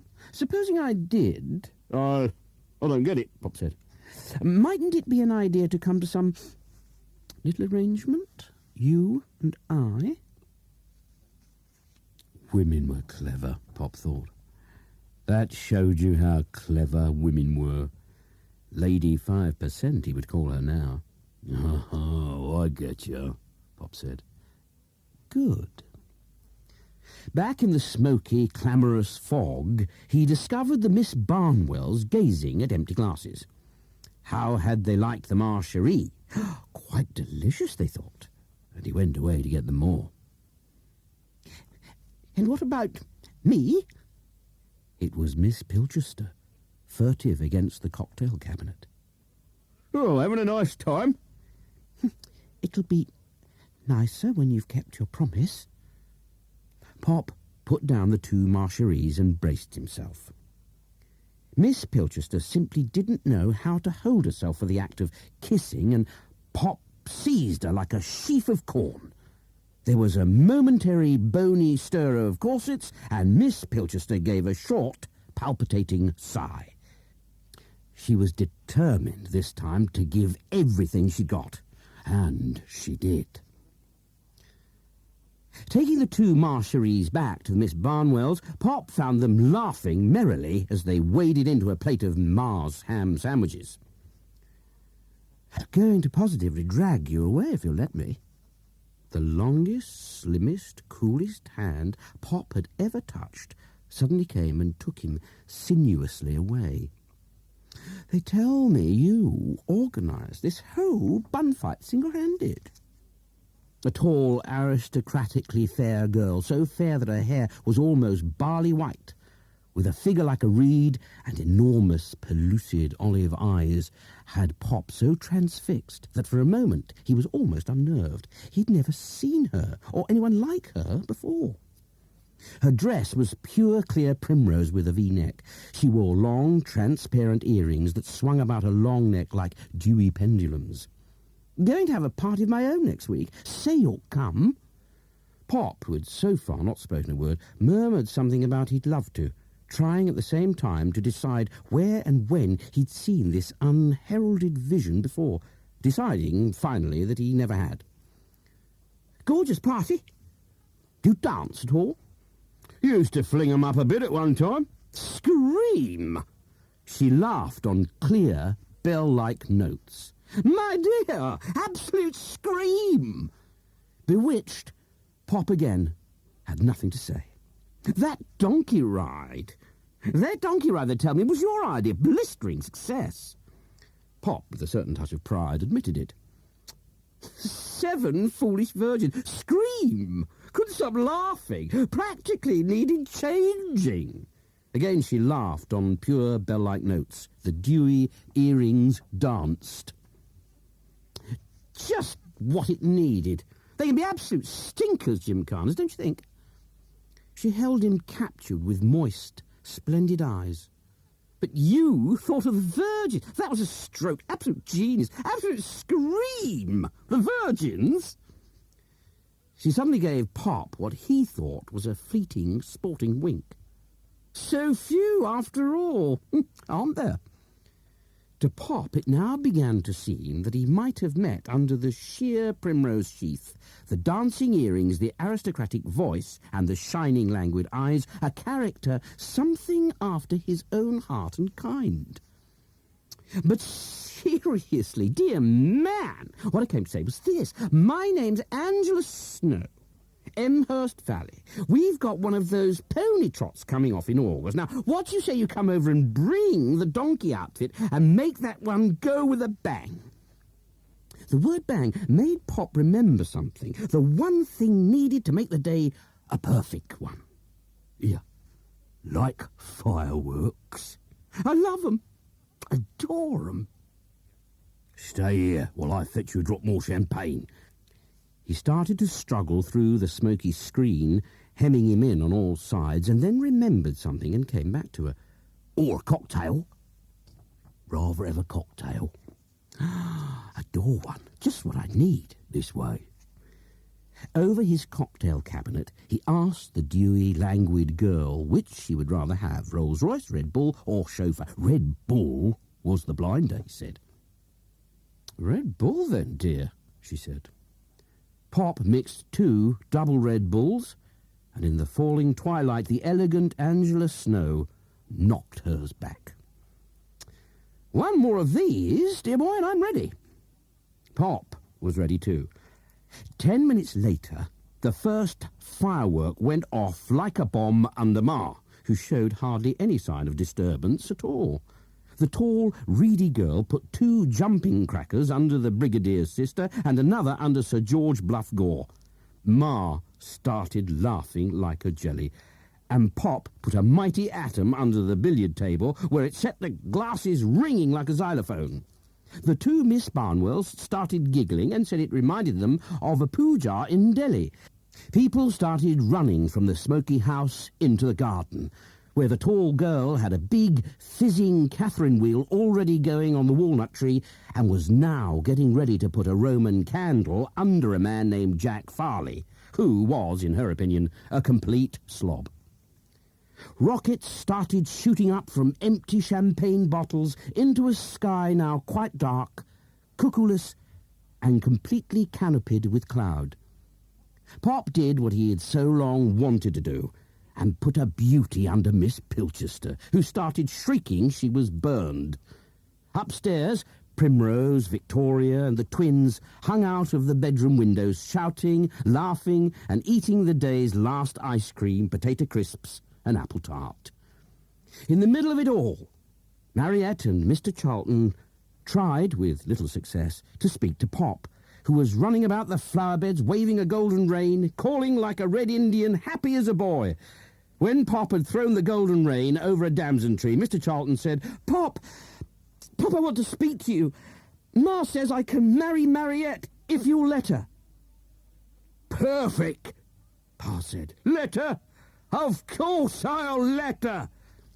The tall, willowy girl was everywhere, selecting victims. The sky was comet bright with sprays of silver stars, rockets and golden rain. A Roman candle went off with shattering concussion. A quarter of an hour later, Pop was standing on a chair outside the billiard room, announcing to the gathered guests in the smoky garden with a touch of imperial pride in his voice that Mr. Charlton was going to marry his daughter Mariette, and had everyone got their glasses filled. Give you the toast, he called into the smoky summer air. Charlie and Mariette. As he lifted his glass, a stunning explosion split the air, knocking him yards backwards. It was the last devastating Roman candle of the cool, tall Primrose girl. Quite perfect, she said. When it was all over, Ma and Pop sat alone in the kitchen. Ma now and then shaking all over as she remembered the donkeys, Miss Pilchester, and the way Pop had been blown flat on his back by the Roman candle. Oh, nothing at all to eat? Pop inquired. Oh, think there's another apple tart, Ma said, and got up to get it from the fridge. With it, Ma brought 2 plates, a knife, and, out of sheer habit, a bottle of ketchup. By the way, who was that girl in the yellow dress? She was a spark. Never seen her in my life. Somebody said her father was a judge. Pop cut 2 6-inch slices of pie. He gave one to Ma, and then he started to eat the other in his fingers, at the same time ignoring, much to Ma's surprise, the bottle of ketchup. Don't you want no ketchup? Gone off ketchup a bit, Pop said. Oh, Ma said. How's that? Well, I don't know. Makes everything taste the same. Pop said it was very nice about Mr. Charlton and Mariette, and had Mr. Charlton found out about the baby. She's not going to have a baby now, Ma said. False alarm. Oh, jolly good. Perfect, Pop said. I am, though, Ma said. Pop looked mildly, though not disagreeably, surprised. Oh, how did that happen, then? How? What do you mean, how? Well, Pop said he meant when.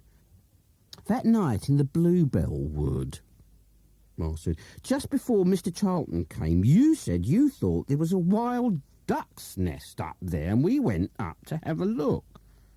Well, that night? Well, I never even thought. You don't know your own strength, Ma said. Have some more apple tart. Pass the ketchup. He cut himself another biggish slice of apple tart. Ma, he noticed, hadn't quite finished hers. She was always a slow eater. She was still fingering her turquoise rings, as if for some reason she was engaged in thinking, though Pop couldn't quite imagine what about, unless it was about the baby. The turquoise rings, however, put a thought into his own mind.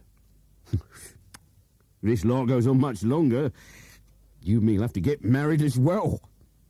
Ma said she thought it wouldn't be a bad idea, perhaps. I've got to have my rings cut off again anyway, she said. We might as well do it then. For some moments, Pop sat in complete silence. Ma sat wondering too, mostly about what it would be like to be married. Couldn't make it a double wedding, I suppose, could we? Ma said. Might ask Mr. Charlton. Why Mr. Charlton? Well, he knows about things. Pop had finished his second slice of apple pie and was vaguely wondering about a third when Mr. Charlton and Mariette came in from the sitting room. Well, got a bit of news of our own now. Shall we tell 'em, Ma?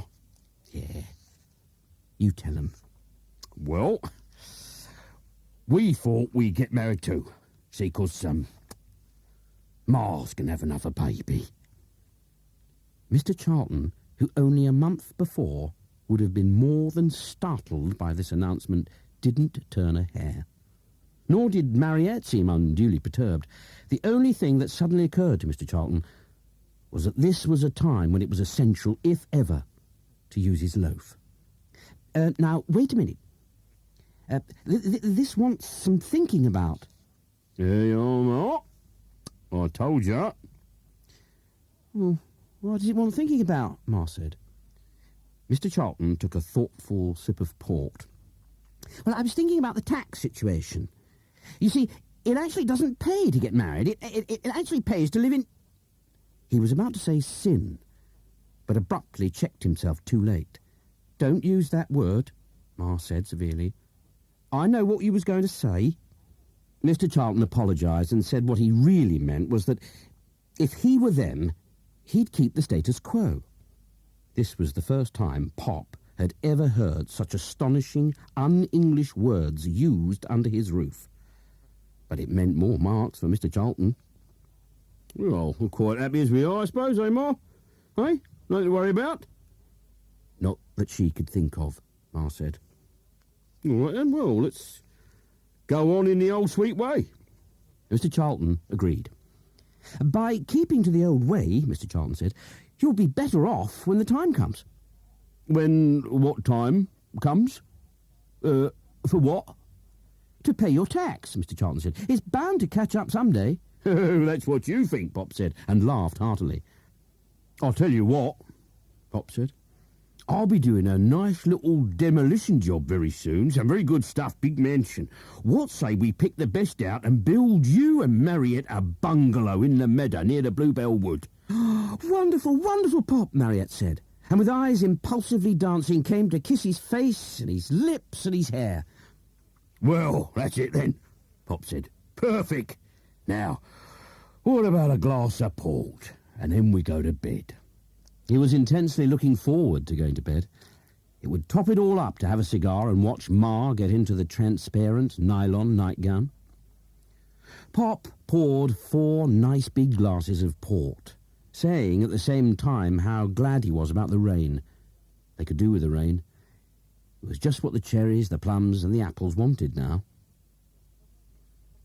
Some moments later, Pop took his glass of port to the kitchen door, staring out at the summer darkness and the rain. Mr. Charlton felt an impulse to join him and stood there staring too, thinking of how spring had passed, how quickly the buds of May had gone, and how everything now had blossomed into full, high summer. Listen, Pop said. Perfect. Everybody listened, and in the dark air there was the sound of nightingales.